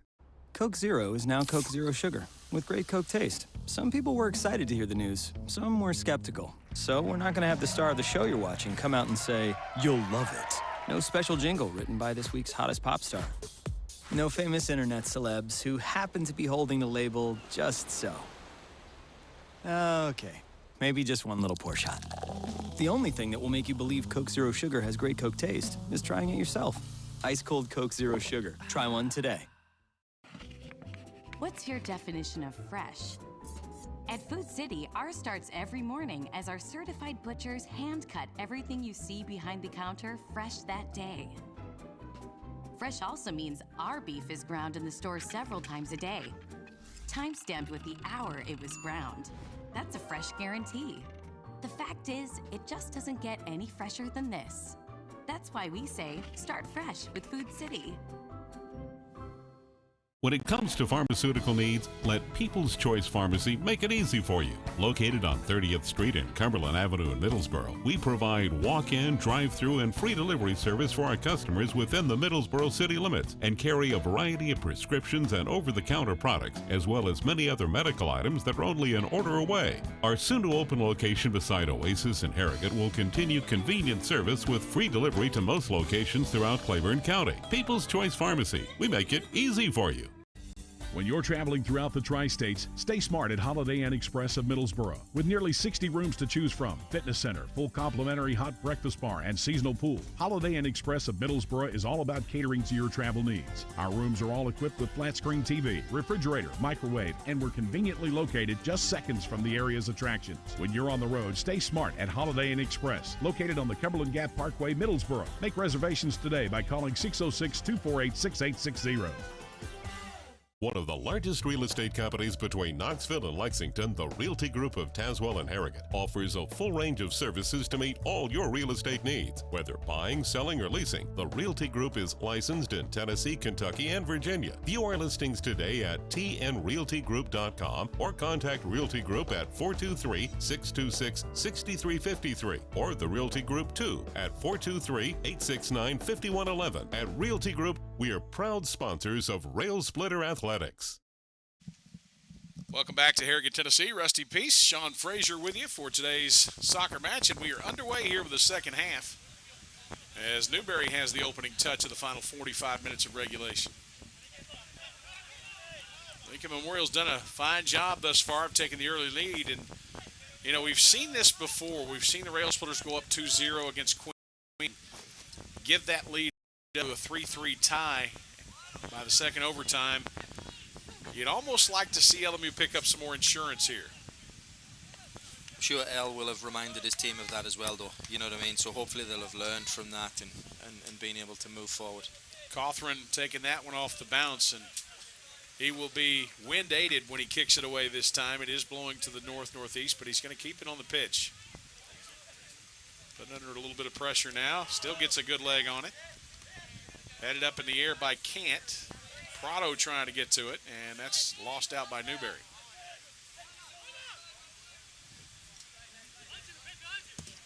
You almost get the sense that some of the LMU men's teams will get the lead and then sit back on that lead and play defense the rest of the match. That's been kind of a trend that we've seen from time to time. Kant, great ball to the far side. De Silva with another goal assisted by George Kant. The hat trick. Been a long time since I saw a hat trick at Lincoln Memorial. What'd you think about that one, Coach? Yeah, good little bit of play there, to be fair. And, they've good through ball. I couldn't say it for this wall here, but patience from Danilo not getting sucked in towards the ball, and decent through ball, and it's a good finish, to be fair. Fair play to him, hat trick. Great pass by Kant, who really has gone from seeing very little time to making the start today. And I have to ask myself, Coach, how do you do that? I mean, do you just play that well in practice the week prior? Nah, but it's especially over here when the season's 3 months and people are getting banged up and bruised and tired and sore and all that stuff. It's a team game, this one. So, people can look at us with Steph. Steph Cawthorn wasn't travelling or anything at the start of the season. Now she's a starter. It's a war of attrition. LMU with an earlier strike in the second half than they got the match started. Only a minute 26 into the second half, and they get the opening goal of the half to take a 3-0 lead.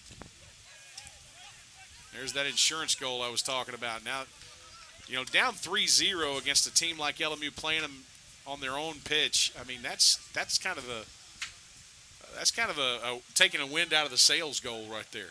Yeah, especially just after half-time. Whatever their coaches said at half-time now, it's all out of the window. 2 minutes late, you've conceded a goal. So, got to go again now. Though I'd be interested to see if they're going to change or get any information on, or let's see what they're going to do.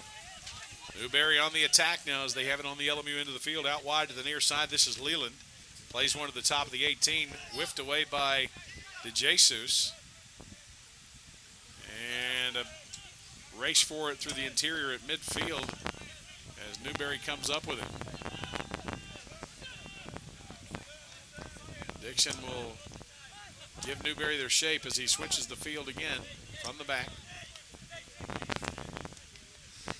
Our men looking to protect as well now. 4 with one sitting in, is it Machado? Is that what they call him? Machado. Sitting right in front of the back 4. Rezak, whenever the ball goes across to the other team, to Newberry's right side, Rezak will just slot in there as well and just try to protect now.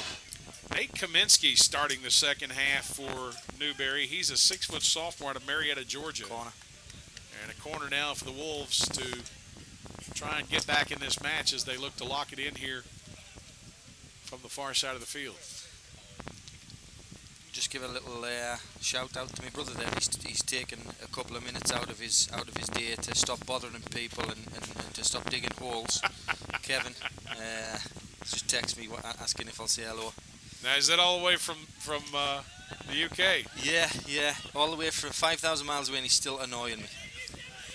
Coach, in the old days, before we had the advantages of the internet when we would call a sporting event, we came across a name like some of the ones we see on the Newberry roster today that we don't get a good pronunciation on.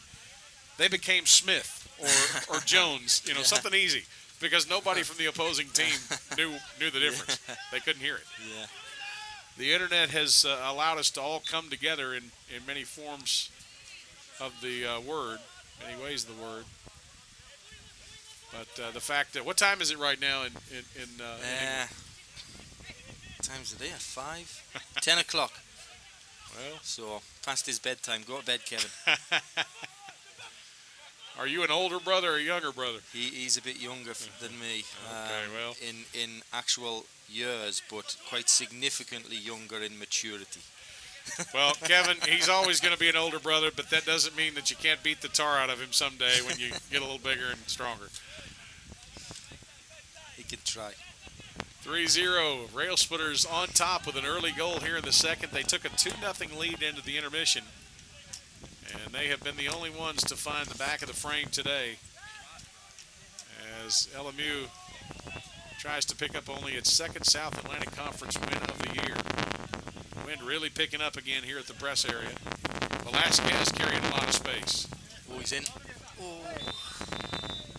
And a foul called on Lincoln Memorial. You know, see, I don't look at that as an LMU foul right there. I feel like the player, the defender, impeded his progress of getting to the ball by falling down. Sometimes referees let them go. It's all on the referee, Well, that one. I'm sure the young man doesn't fall down that easily, and if he does, he probably needs to go see a physician. Some dark clouds starting to move in from the west on the LMU soccer complex. Getting some weather tomorrow, aren't we? Supposed to start tonight about midnight, but could come in a little earlier than that. With this wind, it's blowing in heavily. Played out to the near side. This is Leland. Crowd mic being blown around quite a bit. We apologize for that. Velasquez with a header trying to clear the box area. Newberry now with an opportunity and a shot that's high and wide left. Goal kick. As that was taken by Manilovic, 5'7" freshman from Montenegro, and it will be a goal kick for Lincoln Memorial. Guys looking to manage the game a little bit now. You can see how the goalkeeper's slowing it down, just letting his defenders get a breather. The important thing now for LMU is getting the shutout. Yeah, and if you can manage this game and slow it down a little bit, not have to exert yourself as much with a 6 or 7 day layoff, I mean, that's going to be beneficial to LMU, I think. Yeah, definitely. Of course it will. You know, because they are. I mean, these student athletes these days are pushed to the absolute limit, man. You know, we've got obviously strength and conditioning sessions. You've got your practices, and obviously, you know, these kids come here to obviously a good academic school, and they're tested quite rigorously. D'Souza with a great pass there, and Prado unable to keep it in as it was knocked off the end line by Newberry, but it will be an LMU corner, and George Cant steps over there for the Rail Splitters. Coach, you've got that great vantage point. Hard to see that corner, and it's brutal. I know. Gonna widen me neck out a little bit here. Header in the box area, finally cleared by the Wolves. Stepping to is Zanani, and he'll put one back to the far side. Up in the air is Dixon. The keeper lost the handle on it, but gets it on the second bounce.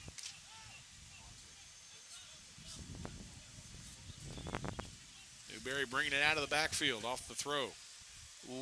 Tractor forward. From the near side, this is Bucco to the interior and gives it up over there to Manilovic. Good ball. Great cross in front of the frame. That's good goalkeeping, but I like the move. When the boy received it, I think number 8 in the midfield there, little check of his shoulder so he knew he could turn, knew how much space he had, and that dictated where he had his touch, and then he moved forward and played the through ball. It's good play. How about that one-handed sticky finger save by Cawthron right there, just laid out for it, and yeah, almost like he had glue on his fingers. Yeah, he read it.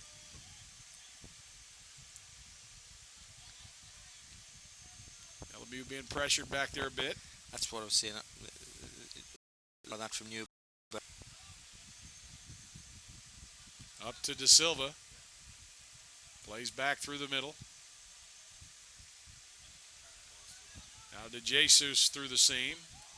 Good pass on the run as he go 4v4. Hits D'Souza.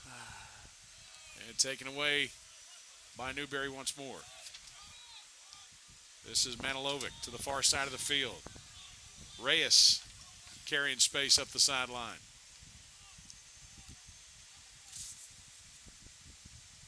Velasquez standing up in the corner. That ball fell dead flag stick.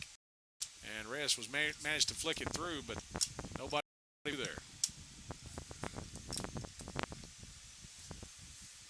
Might have to get Frazier as our regular commentator here on Lincoln Memorial Men's Soccer. Coach, I don't want to swap positions with you down on the field or anything. No. But Can if you want.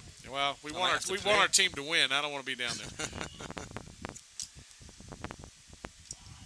Rizik tried to send to the far side of the field, and it was headed away and into the keeper's hands for Newberry. Dixon had only a handful of shots on goal today. 3 in the first half. 2 of them got by him. But oddly enough, a lot of shots on goal by Newberry, but so far Cothran's done a nice job. This is better from Newberry. Popping the ball around a little bit more. It's 3-0 obviously, but. Played out to the near side. This is Leland again. Rezic comes up with it. Sent across to Velasquez. Through the seam. De Silva making his turn. De Silva looking from the top of the 18 to pass this time when like he should have ripped one, but I guess when you got 3 goals, you want to distribute something. De Jesus to Kant. Up line. And unfortunately, Zanani not able to keep it in play. First touch so critical sometimes. All the time.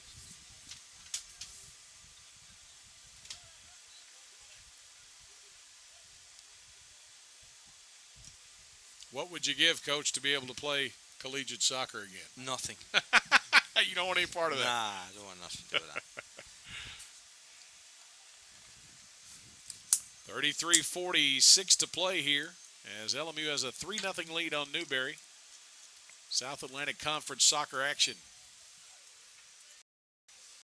Don't forget, immediately following today's match, we'll have the Powerade post-game wrap-up brought to you by the Coca-Cola Company of Middlesboro. Powerade post-game. Powerade post-game. Love it, man. It's good, that. And we will be talking with head coach Elio Dana. Should the Rail Splitters go on to win, we will be selecting a Powerade post-game player to talk with. Who was our Powerade post-game player? Well, you saw him. Oh, it was Brooke, wasn't it? That was Brooke and was Mariano Diaz, offensive and defensive. We don't select them on losses. We don't select them on ties. Win or bust. That's right. Win at all costs. Game slowed down a little bit now. I think LMU in control, not really looking to stretch too much. They don't want to give away the clean sheet, but look comfortable in possession. Very comfortable. LMU has less than a handful of shutouts this season. Here's Zanani on the break up the near sideline. Plays over to Prado. Prado. A lot of space. Passes off to Rezic. Squeezes one back, and I think that is Souza through the middle.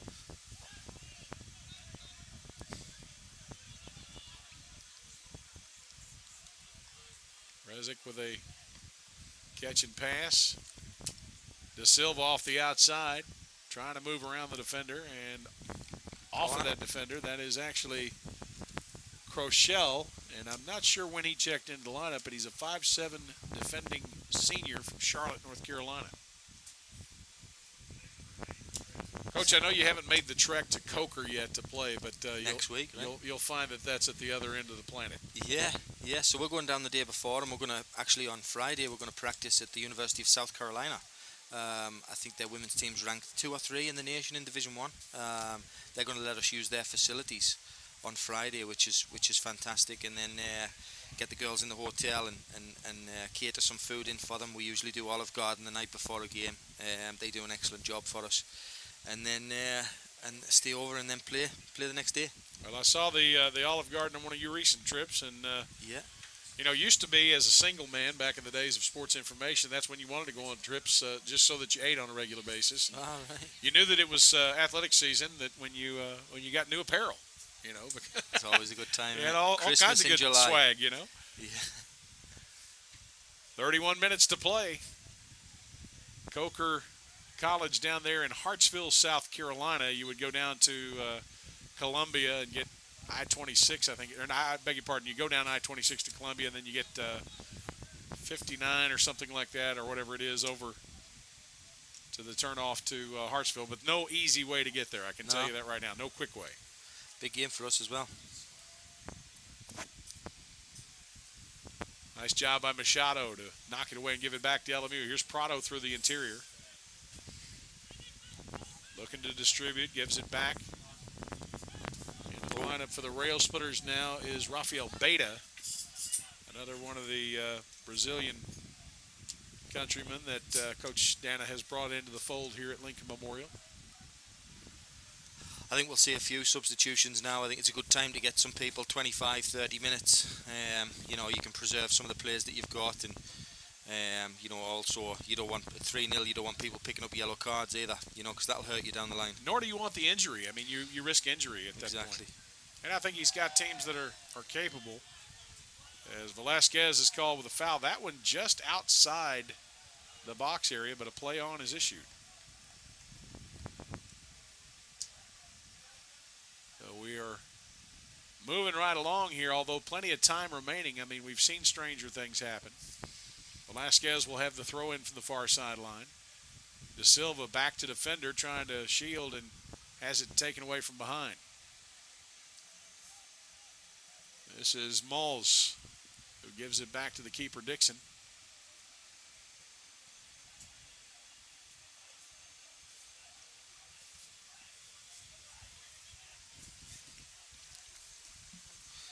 Tossed up the sideline, and last touch by Beta. That'll stay with Newberry. Looks like all the women's games today are kicking off at 5 p.m. I'm just trying to check the scores. Carson Newman, Catawba, Mars Hill, Queens, Anderson, Len O'Ryan. 5 p.m. kickoffs. Kind of shocking that the Carson Newman women have the record they have this year, and they had such an overturn in player personnel from a year ago. I think they lost 1 or 2, right? They lost their top 2 offensive players to Division I last year. Did they? Yes, sir. I thought they lost the striker graduated, right? The top 2 offensive players went to South Alabama. Oh, good save. And Good again, save. One that I couldn't see from my vantage point. Long throw into the box. Guy swung a left at it, side volley. Cawthorn's palmed it over the bar. So a corner kick now for Newberry from the far side of the pitch. I think Lauren Wade was not their top. Lauren Wade? She's still there. Just going by the word that I got straight out of Carson Newman, that their top offensive players were lost to transfer following the departure of their head coach, Moody. I think that a lot of their players are still there. You know, and they obviously changed head coach, but they've still got a lot of players. And I think they're going to lose Helen Seed this year, and they're going to lose Lauren Wade this year. And those two are massive, massive players for them. And then is it Masenga, the centre forward? She's a junior, and then Jackie Burns, the keeper, is also a junior. So they're going to take a couple of hits in the next couple of years. Newberry maintaining possession as they try to work it up the field against the Rail Splitters. LMU almost laying back in a zone almost against. Yeah, no need to break out of that. No need to get out of that zone either. You know, just protect the goal. Let them have the ball in front of you and just conserve energy. That last one cleared by Machado. Far side of the pitch now through the seam. And a little bit close for comfort. The LMU defense tightening a bit. This is Gabriel to the far side of the field. And that one deflected by Kant out of play, as we'll have a substitution for the Wolves. And checking into the lineup will be Christian Thomas, a 6-foot freshman from Charlotte, North Carolina, as he will replace Daniel Reyes. And Reyes going off under a little bit of pain. He looks injured. Throw in toward the box, headed away by DeJesus. This is Prado distributing to the near sideline, and Beta unable to get to it. Ran out of real estate.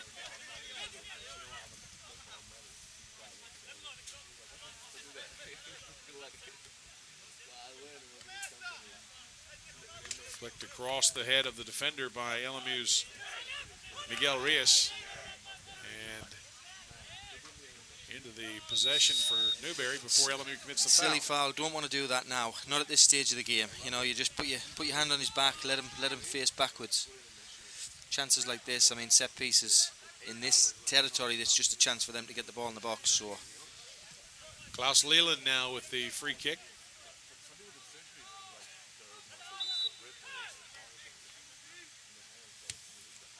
Bending ball toward the frame. Ooh. And LMU's keeper Caleb Cawthorn apparently must have touched that one a bit. Yeah, he tapped it over the bar. Good decision.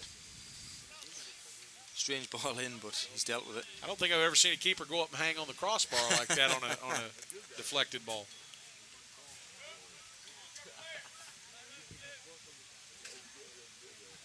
Bending ball again toward the box area, headed away. Good header, that one. Nice lead by De Silva for Prado. LMU's got numbers. 3 on 2. Rios to the far side of the pitch. Put it across. And hits it right at the keeper.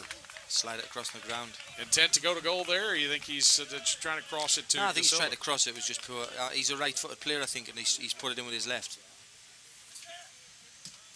On the break up the field, this is Gabriel. Stood up momentarily by the LMU defender. Interesting that we haven't seen Philip Wong today. I don't know if he's out injured or if he's sitting to a red card. Touch.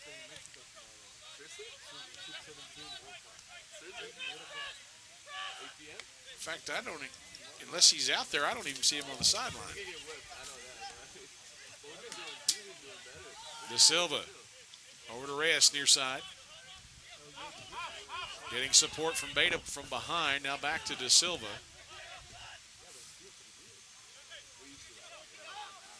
Reyes across the top. Deflected shot or pass out of play. Either way, a corner kick. And Lincoln Memorial will try to lock this one in. 23:35 to play as LMU leads at 3-0 in this late portion of the second half.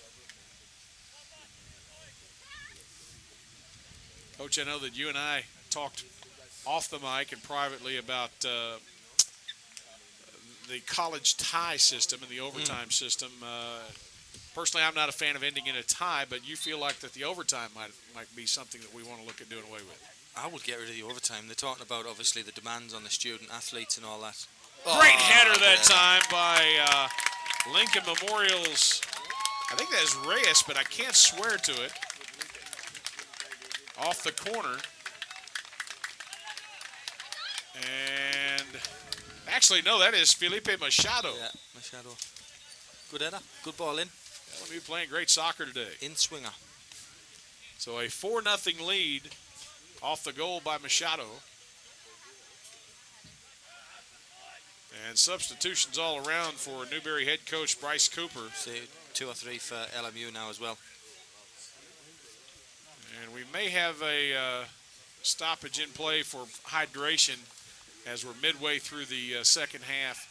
So with a 4-0 score, LMU dominating this one, 22:57 to play. We'll take a break, do some business, and we'll be back on the LMU Sports Network.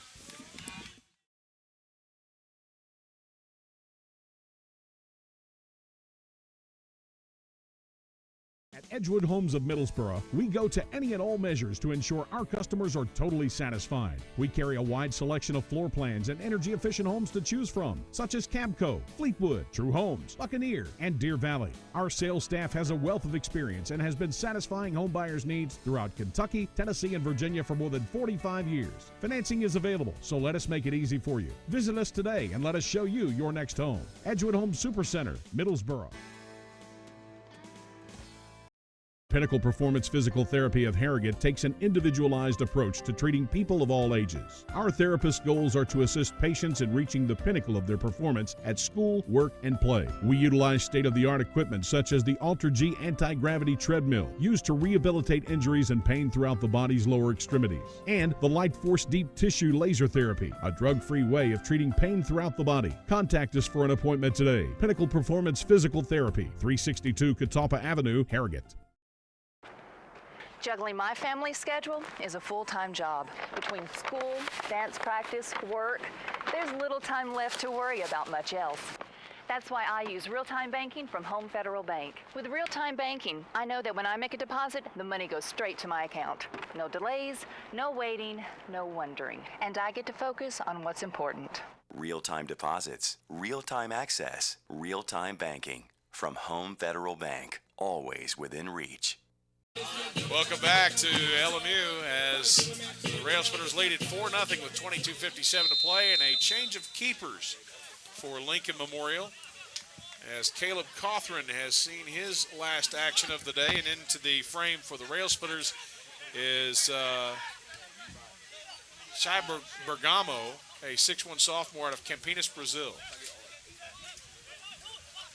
Coach Dana giving the opportunity for everybody to get on the pitch today. Both teams had a lot of substitutions during that break, and you know, Coach, that's right in tune with what you were saying a little while ago about no reason to really keep those guys out there. Of course, their job's done now. They've earned their money, so they can get a rest and get their heads on for next week. LMU still maintaining possession, however. Ball to the far side, Velasquez holding it. It's a good time to bring younger players on as well, get them some experience, you know. Mentioned a minute ago that I hadn't seen Philip Wong out there today, and that I hadn't seen him on the sideline. There's Prado distributing to the far side of the field. And a shot taken that is well wide of the frame.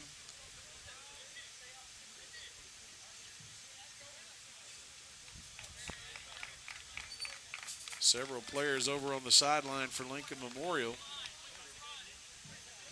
And still some waiting to get in. That last shot taken by Xenofontos.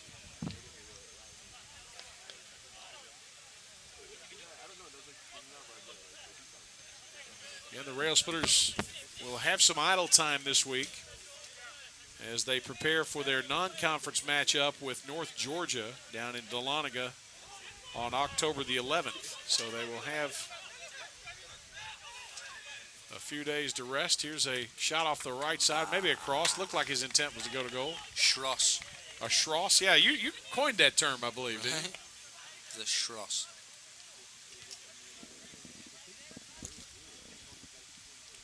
Could have gone either way. But again, that was Da Silva. He has had quite a day.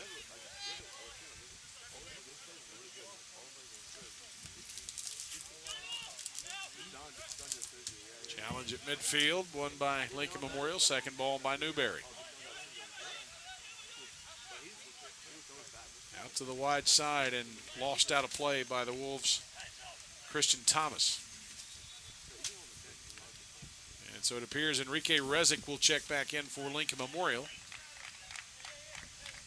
And Felipe Machado gets a break on the bench.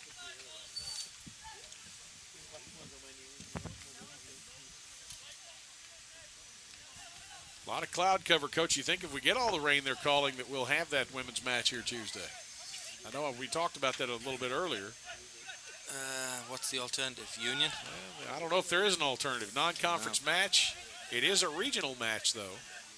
No, it's not. It's Glenville State. It's not. No, it's not. The region system much different with soccer than it is with some of the other sports. Glenville State out of West Virginia, if I'm not mistaken. I met the coach last year when I was in West Virginia, and he just called me after whenever I got the job here and said, look, we need a game. You guys need a game. Let's do it. So said, well, you're coming here if we play it, right? Let's do it. He offered, yeah. Wow. No, fair play to him.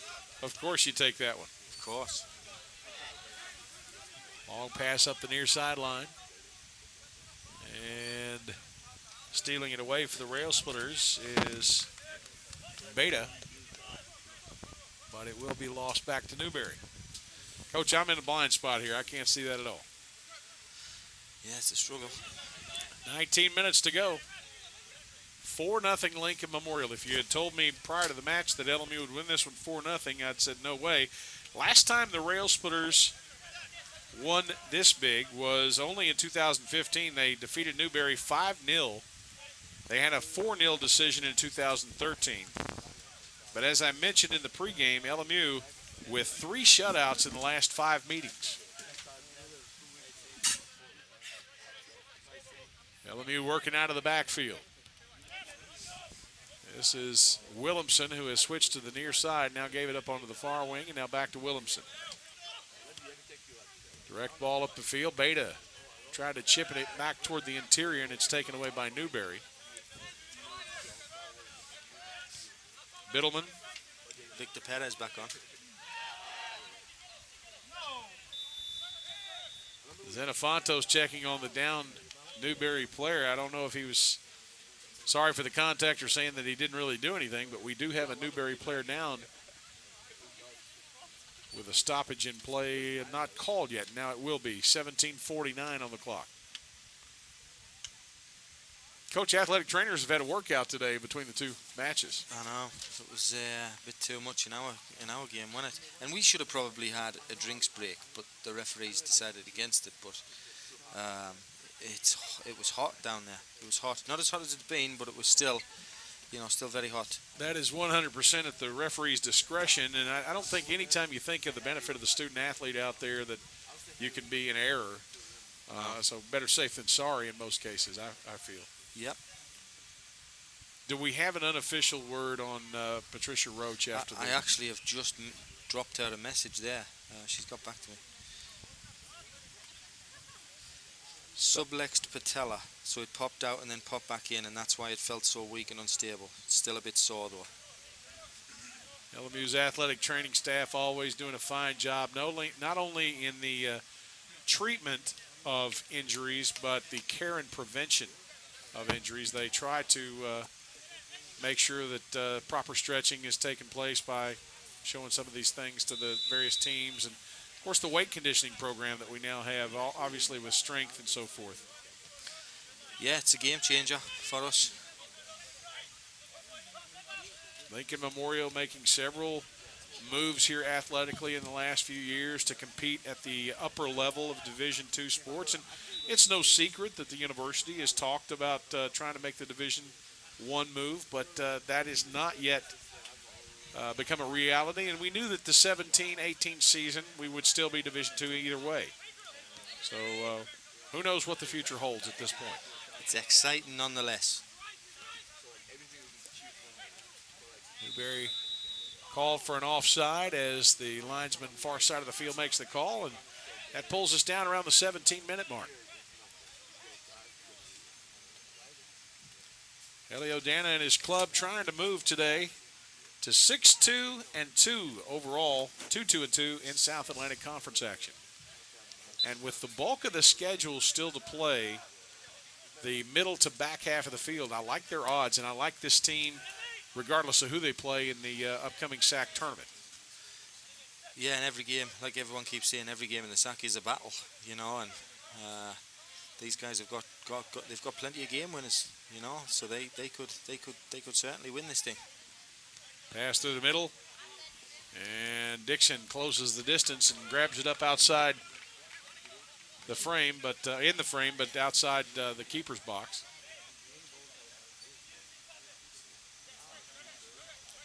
Yeah, I think the important part once you get into SAC tournament play is that you don't look ahead. You take it one match at a time. You've got to win that one to get to the next one. Yeah, so important, man. Focus, execution all come into play. And mental preparedness. You've got to be mentally focused, mentally prepared. You look at like Tusculum won the regular season in hours, and they won 8 games. Here we go, here's a chance. Reyes cross. And just hit under it by Xenofontos, who goes high and wide right. So Tusculum won 8 games last year in the conference, and every single game was by 1 goal. They won. You know what I mean? That's how close it is.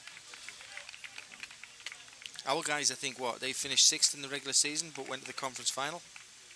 Something like that? I believe that's correct. Helio Dana now clearing the bench as the final reserves are entered into the lineup. Somewhat of a wholesale substitution fashion there, as about 5 new players came in. And so, as a coach, you want to show class. You don't want to run a score up on an opponent, but how can you ask players that don't see a lot of times on the pitch to not try and score? That's one of the things that it's not that, but I think one of the things for yourselves as coaches and for us, like, we have done a lot of work with Amanda Perez, who her role is to come on and just keep the ball for us. She'll come on in the number 10 position, which is typically a creative position, but we're not asking her to create and continue scoring goals. We're asking her to just manage the rest of the game, keep possession of the ball for us, and keep the midfield organised, and then help us get out of the game. So really, it's just about educating the players on the tactical concept of what their role is. Reyes with the shoulder ball on the near sideline. Keeps it in play. Good move around the defender from the corner of the box. Sends one to the far post, and Dixon comes out and grabs it on the fly. Not at all happy with his team's defensive effort back there, as he felt there was too much pressure too quickly. Little verbal comment for his teammates.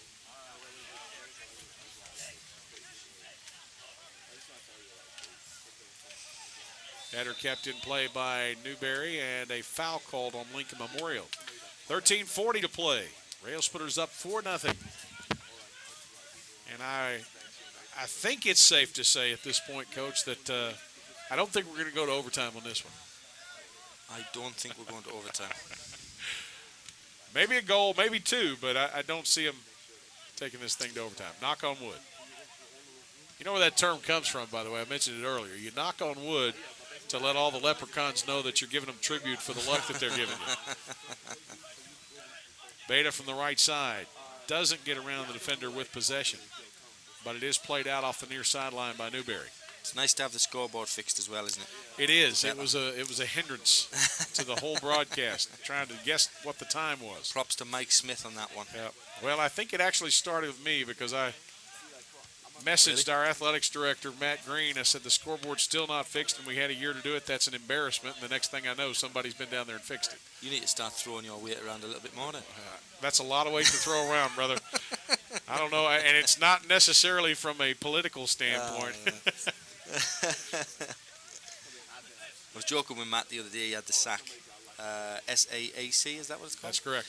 He had the meeting he went to with the students, and our women's soccer players were grilling him about getting lights on here and this, that, and the other, and I just found it funny. I was chuckling. Stoppage in play asked for by the referee, and we are going to have a card issued, as it will be to Riss of Lincoln Memorial, I believe. I don't need them, not at this stage of the game. Beg your pardon, I believe it was in fact on Newberry. And it was on number 5, Pedro Gabriel. Now, Matt Green has come in and has made some great strides to do good things with all of the athletic programs at Lincoln Memorial. Bending ball to the frame, headed away by the Wolves. Back in there by Rezick, who checked back in a moment ago. Xenofontos from the far corner. Puts one back into danger territory, and guess who? Told you he'd score. Well, he is a threat anytime he's on the field. His first game back, and he finally becomes a factor as Victor Perez gives LMU a 5-0 lead off of a great ball by Xenofontos from the corner. And that's a testament to him. His movement in the box to find space, to be so wide open for that header, the little check back and check in, quality. So with 11:57 to play, it is just absolutely a landslide in favor of Lincoln Memorial. Only once before have they been up this much on Newberry. And we mentioned a minute ago that was back in the 2015 campaign, so that would equal their largest margin against the Wolves since joining the South Atlantic Conference. Newberry also quite a trek down I-26 into South Carolina. It's just about 15 minutes from Columbia. Columbia, South Carolina. I thought you meant actual Columbia. No, spelled a little different. But you will have to go through Columbia, South Carolina to get to Coker. I can tell you that right now. Wingate was quite a distance too. And that's southeast of Charlotte. Great ball up the field by Rezick. Trying to hit Beta on the run. Actually, no, that is Rios, and a foul call. Another yellow card coming in for that one. On Newberry, that's Kaminsky. Tackle from behind. You feel like there was no intent to play the ball there? I mean, I just think it's a bit reckless. Like, you know, he stopped an attack with a slide tackle. I think that's why the referee just looking at him, what are you doing there? I mean, that's maybe it's just common sense. He's going, hang on, it's 5-0. I'm not going to book anyone at 5-0. Don't do it again. Just makes matters worse if you do. More frustration for the team that's down. Yeah, for both teams, you know, you don't want to pick up yellows now. It'll hurt you. just the same as even for both teams. Perez again with a shot. Just a blistered ball. Coach, that was 40 yards out. Again, movement to get on and movement to receive. I'm a big fan of him. Looked like it was on a rope too. It was hit well. Had all day to set up on it. You watch him sometimes when we train after them some days, and you watch him train, his finishing is amazing.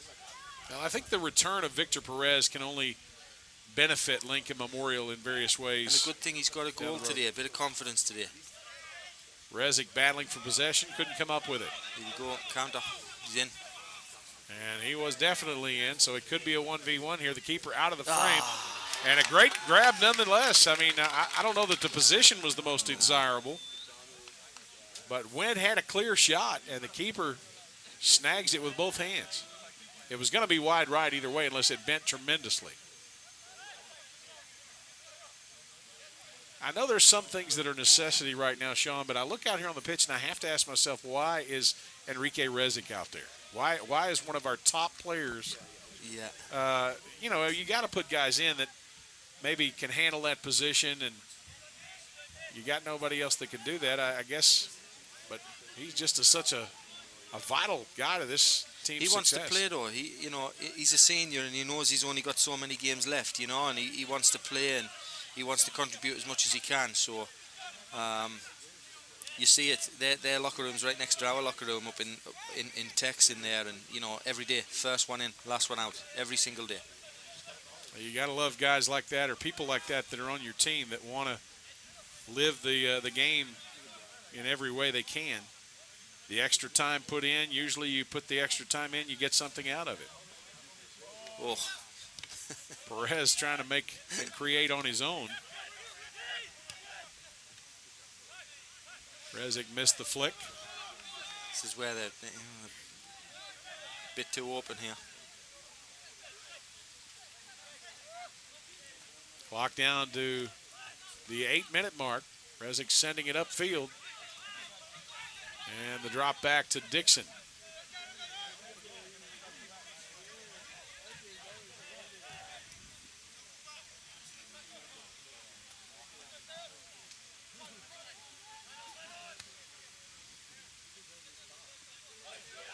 Rezic will bring it down. Trying to go over the top. Unsuccessful in his efforts to get it to Reyes.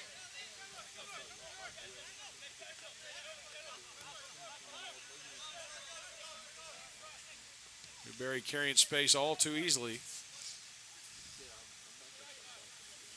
Good shield that time by the LMU defender.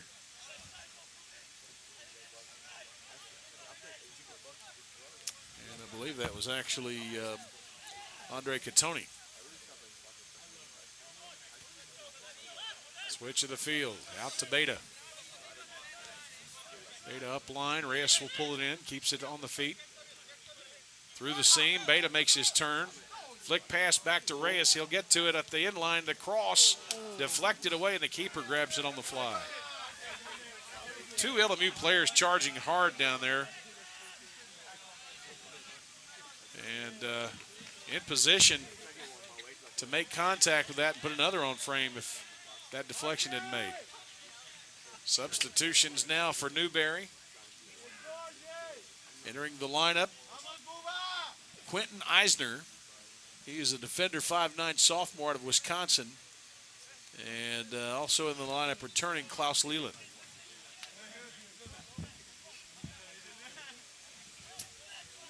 Catoni uses his drop back to his keeper. Hit up line, nice flick toward the interior. Rezic switches the field to the near side. It'll be played out to Reyes and drop back to Beta.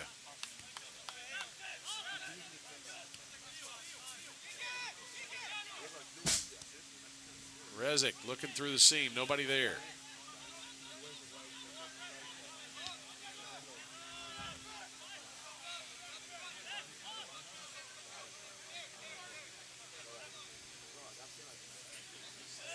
Newberry on an attack here. They've got numbers. Ball through the middle, knocked away. And Perez will gain possession for Lincoln Memorial through the interior midfield. Perez looking like he hadn't missed a step. Reyes right side. Plays through the seam. Passed off by Herrera. Reyes right wing. Herrera attempted the header, missed it. Offside. And an offside call on Lincoln Memorial.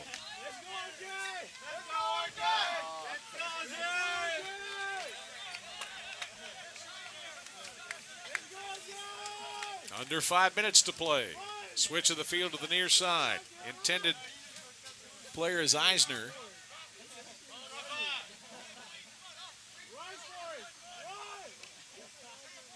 Eisner with a cross headed out off the inline by Catoni. And a corner kick for Newberry.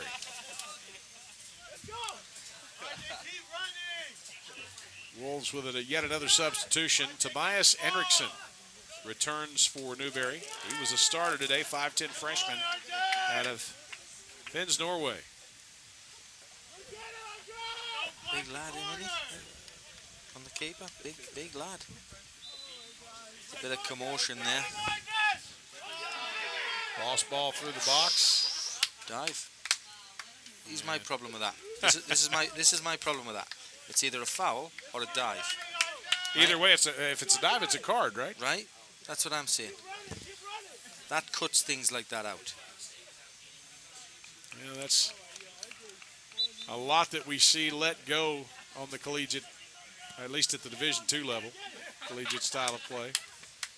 Header at midfield by Lincoln Memorial's Federico Abro.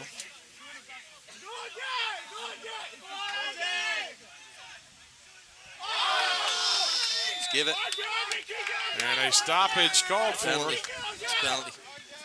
Look, I take nothing away from LMU, Coach. Look more like a dive to me. Penalty. Let's give it. It's like Rezak's taking it. Deserves a goal, to be fair. He is a general out there on the field, and I'm sure these things are practiced. You know, back in the 07 season, we saw a lot of postseason games solved by PK kicks, and LMU just so skilled in what they do at this, especially the Brazilian players. Rezic with a great shot just past the keeper to the far post, and LMU with that will take a 6-0 lead. And that is a record-setting goal for Lincoln Memorial as they have now topped their 2015 mark of a 5-0 win over Newberry. 3:03 to play, and Coach, it is all but in the book as a final right now. Yeah, definitely. Been domination the whole time. I think they've been one step ahead the whole game, I think, and it's a good win for them. Good conference win. So and a clean sheet. Your future endeavors now as a commentator for NLS. I mean, you in for that? NLS, what's that? The National Soccer League. Oh, yeah, I'll do it, man. We'll get you on EA Sports if you want. You can do the video game soccer commentation. That'd be great. Happy to help out. Well, we appreciate the help and the color commentary. Throw in for Newberry, far sideline, 2:40 to go. Powerade post-game wrap-up brought to you by the Coca-Cola Bottling Company of Middlesbrough coming up next. And we will be talking with LMU head coach as well as our Powerade players of the game, Danilo Da Silva, and once again, keeper Caleb Cothran. That's coming up next on the Powerade post-game show. Oh. Foul on the rail splitters as we approach the 2-minute mark.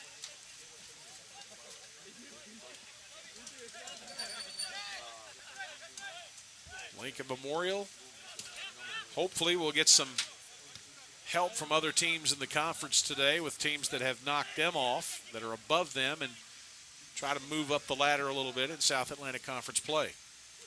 They've got a ways to go, but they've still got 4 conference matches to get the job done for their best possible seeding in the upcoming tournament. And that would be, at this point, you have to make the most of your opportunities to get the easiest possible path to the championship match. And with the parity we have in the league this year, I just don't know that there's one path that's any easier than the other. No, but if you want to be the best, you've got to beat the best as well. So correct.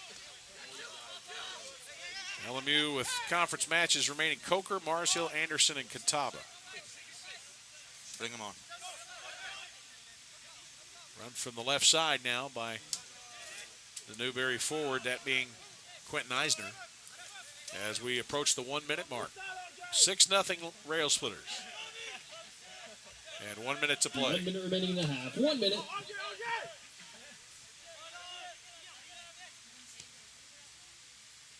Direct ball to the far corner. Foot race to it. Kept alive by the Newberry offensive player.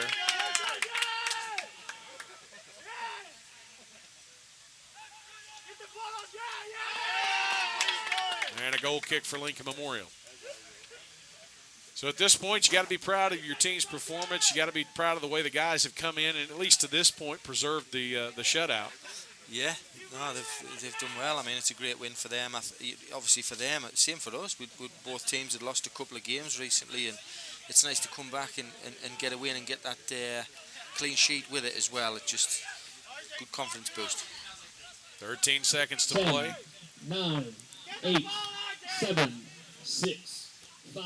And that should just 4, about do it, as 3, Lincoln Memorial will 2, win it here today, 6-0 over the Newberry Wolves, and they will move to 2-2-2 in South Atlantic Conference play, 6-2-2 overall, while Newberry falls to 2-6-2, 2-4-2 in league action. Coach, want to thank you for joining us today on the color commentary and here on the broadcast. Thank you. Thanks for having me. All right, Sean Frazier and his team in action on Tuesday as they will play host to Glenville State here at home on the LMU Soccer Complex field, and we certainly hope that you'll join us for that.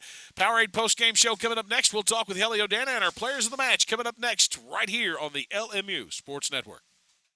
Established in Jonesville, Virginia in 1888, Powell Valley National Bank has been serving businesses and residents of the region for more than 125 years and stands as the 5th oldest bank in the Commonwealth today. With additional locations now throughout the region, today Powell Valley National Bank offers the convenience of state-of-the-art banking, whether it be home, personal, business, convenience, or loans, while still assisting its customers one person at a time. Find us online at powvalleybank.com. Powell Valley National Bank, stability and banking you can count on. Equal housing lender, member FDIC. Look and feel like an all-star with all-star trophies of Harrogate, laser engraving, sublimation printing, screen printing, and digital direct garment printing. Whatever the occasion, Josh Hickey and the crew at All-Star Trophies can custom design to fit every individual need with no minimum orders or setup fee. All-Star Trophy also offers a wide selection of area high school and college apparel, as well as trophies and awards to celebrate that big achievement. Locally owned and operated by Troy and Floyd and Poor. All-Star Trophies across from the LMU campus, Harrogate. Our 30 minutes or less ER service pledge means you'll find less waiting for the care you need. And because we're a full-service hospital, we can provide a lot more care if you need it. Less waiting, faster care at Tenova Healthcare. Whether traveling for business or pleasure, Sleep Inn and Suites of Middlesboro, Kentucky invites you to dream better here. Located at the foothills of the Cumberland Gap, Sleep Inn and Suites offers luxurious rooms equipped with microwave fridge combo, desk, ergonomic chair, wireless internet, and 32-inch flat-screen TV. While staying with us, visit our fitness center, wake up to our complimentary hot breakfast bar, or have a bedtime snack with our fresh-baked cookies. Sleep Inn and Suites, located off Highway 25E, Middlesboro. If you enjoy lakes, boating, mountains, and great food, you'll love Norris Landing Marina in Claiborne County, Tennessee. Located off Lone Mountain Road, Norris Landing Marina has these benefits for you: a 170-slip marina with seasonal rental slips, rental pontoon and pleasure boats, vacation cabins and cottages, a 23-space RV park, and Jimmy's Place restaurant. Great food and casual dining in an on-the-water setting. Contact us and make the Norris Landing Marina your enjoyment destination. When accidents happen, our 30 minutes or less ER service pledge can mean less waiting and faster care. The 30 minutes or less ER service pledge at Tenova Healthcare. Since 1973, DeRoyal has been a leader and an innovator in manufacturing products for the healthcare industry. DeRoyal supplies more than 20,000 products and product lines such as acute care, orthopedics, wound care, and trauma. DeRoyal is proud to be the largest supplier of orthopedic soft goods to clinics and hospitals in the nation. Since its start in Tazewell, Tennessee, DeRoyal has grown to open factories in over 29 locations worldwide and employs over 2,000 people. DeRoyal, a name you can trust and an employer you can count on. At Edgewood Homes of Middlesboro, we go to any and all measures to ensure our customers are totally satisfied. We carry a wide selection of floor plans and energy-efficient homes to choose from, such as Cabco, Fleetwood, True Homes, Buccaneer, and Deer Valley. Our sales staff has a wealth of experience and has been satisfying home buyers' needs throughout Kentucky, Tennessee, and Virginia for more than 45 years. Financing is available, so let us make it easy for you. Visit us today and let us show you your next home. Edgewood Home Supercenter, Middlesboro. Whether traveling for business or pleasure, Sleep Inn and Suites of Middlesboro, Kentucky invites you to dream better here. Located at the foothills of the Cumberland Gap, Sleep Inn and Suites offers luxurious rooms equipped with microwave fridge combo, desk, ergonomic chair, wireless internet, and 32-inch flat-screen TV. While staying with us, visit our fitness center, wake up to our complimentary hot breakfast bar, or have a bedtime snack with our fresh-baked cookies. Sleep Inn and Suites, located off Highway 25E, Middlesboro. Rail Splitters with a 6-0 win today over Newberry to improve to 2-2-2 in league play, 6-2-2 overall. Part of that, Danilo da Silva, a hat trick today. I noticed that you ran over to the sideline when you scored that third goal. How many times in your life have you scored the hat trick, but it had to be a special one today? It was very special today. It wasn't many times that I have scored a hat trick, but I was happy to score and help my teammates to get the win today. It was a big win to come from a loss on Wednesday to Carson-Newman, so it was very important, and I was happy to score and celebrate with my teammates.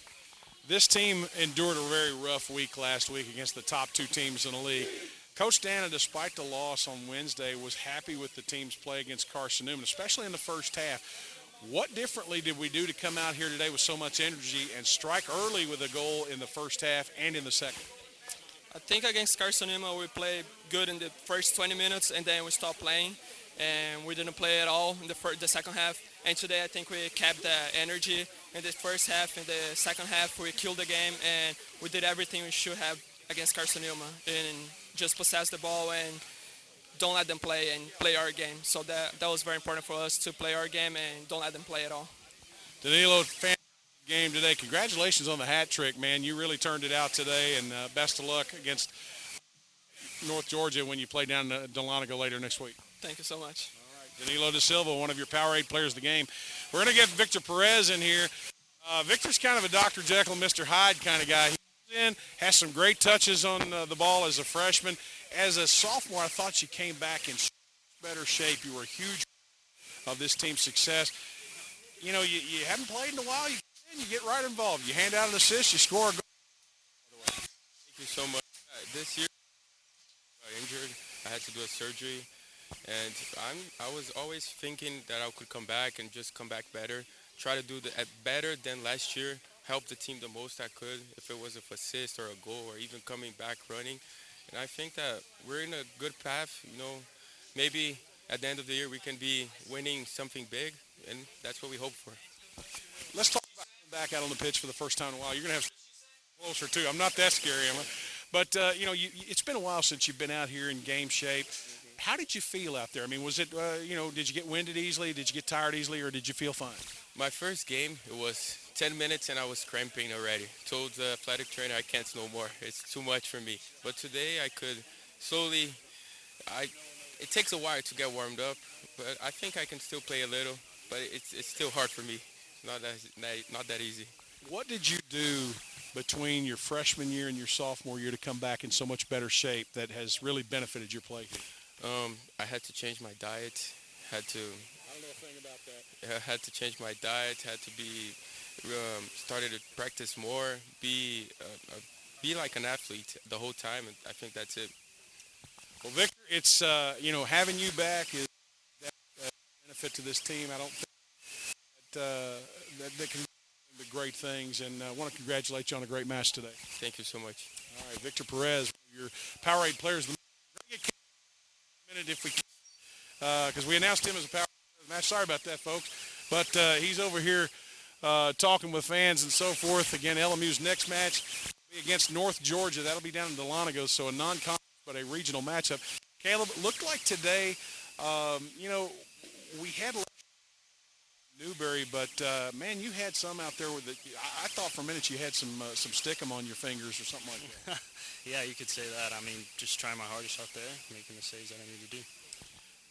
The last week was obviously a 3-0 loss. Newman, a 1-0 loss, defending national champions Wingate. Today we came out here, seemed like new vigor, new energy, and just like a team that had never lost a match all season. Yeah, we played well today. We made a couple mistakes. We recovered from it, but a couple in the net, and that's what matters. Big defense back there again from some of your teammates directly out in front of you. Williamson with a great effort. DeJesus and some of the other guys back there played well to help you out. Yep, their knowledge, their ability helps me out every game, so it's very good to have them. I have to go back to the one save. Technically, it's a save because you got a hand on it, knocked it away where you hung on the crossbar. I don't believe I've ever seen a keeper do that on a save. Yeah, just trying to be safe and put it over the bar. Well, congratulations. Great win. Great to have the Rail Splitters back here and victorious, and best of luck next week. Appreciate it. Thank you. All right. Again, LMU with a 6-0 win over Newberry. We'll get to those in a moment. Helio Dana joins us now. Coach, you know, I talked in the pregame a little while ago. You said you were happy with their performance, especially in the first half against Carson Newman. Today, I mean, as a coach, I guess you can look at some things and find some areas that you need to tweak, but you got to be happy with your team's play, the offensive production, and, of course, the reserve guys coming off the bench and preserving the shutout. You know, every year it seems we have one or two games that, for whatever reasons, it opens up a little bit that you can play some guys that are hungry. And we see in practice, I mean, they're dying for a chance, you know, and they're going to grab it. They're not going to take for granted. And for them, those are not wasted minutes. Those are precious minutes. So these guys came in, and that's what they did. They raised the level. The win, in my opinion, is the beginning of what is the start of a climb up the ladder in the South Atlantic Conference race. Still 4 conference matches to go. They're against teams that are at the middle or the back of the pack. There's no easy games throughout the South Atlantics because of the parity.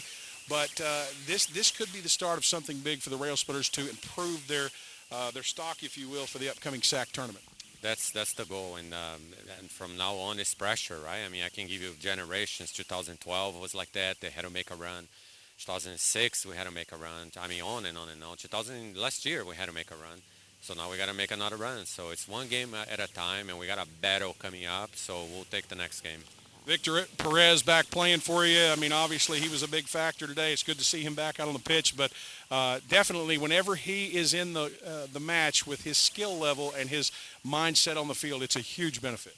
I mean, it's hard to believe that 2 weeks ago I'm sitting in the hospital prepping him for, or being there when they're prepping him for surgery, you know. It's amazing that he's on the field and clear, and thank God, and he's going to be in tip-top shape pretty quick. Coach, North Georgia, I think it's a military school. They're down in Delano, Georgia. It's not going to be an easy place to go, especially with a region matchup. Oh, no, and they just came from a tough loss in overtime to Lander, and Lander is one of the top teams in the region. They have not had either in win or loss because they play a tough schedule. No game has been easy for whoever came to play there, so they're a tough team. Coach, congratulations on a great day. Good to have you back at home and victorious, and best of luck against North Georgia. Thank you. All right, the Rail Splitters again win at 6-0. Your statistics for the match today: Newberry finishing with 9 shots, 6 on goal. They gave up a total of 6 goals. Lincoln Memorial, 16 shots, 9 on goal. LMU's keeper Caleb Cothran with 5 saves. Bergamo with 1, and LMU with the win, as we said earlier, improves to 6-2-2, 2-2 in the South Atlantic Conference. Newberry falls to 2-6-2. 2-4-1 in league play. Folks, want to thank you for watching today's broadcast of Lincoln Memorial University men's and women's soccer. We appreciate your support of LMU Athletics. And until next time, I'm Rusty Peace for everybody behind the scenes. Thanks for watching here on the LMU Sports Network. So long, everybody.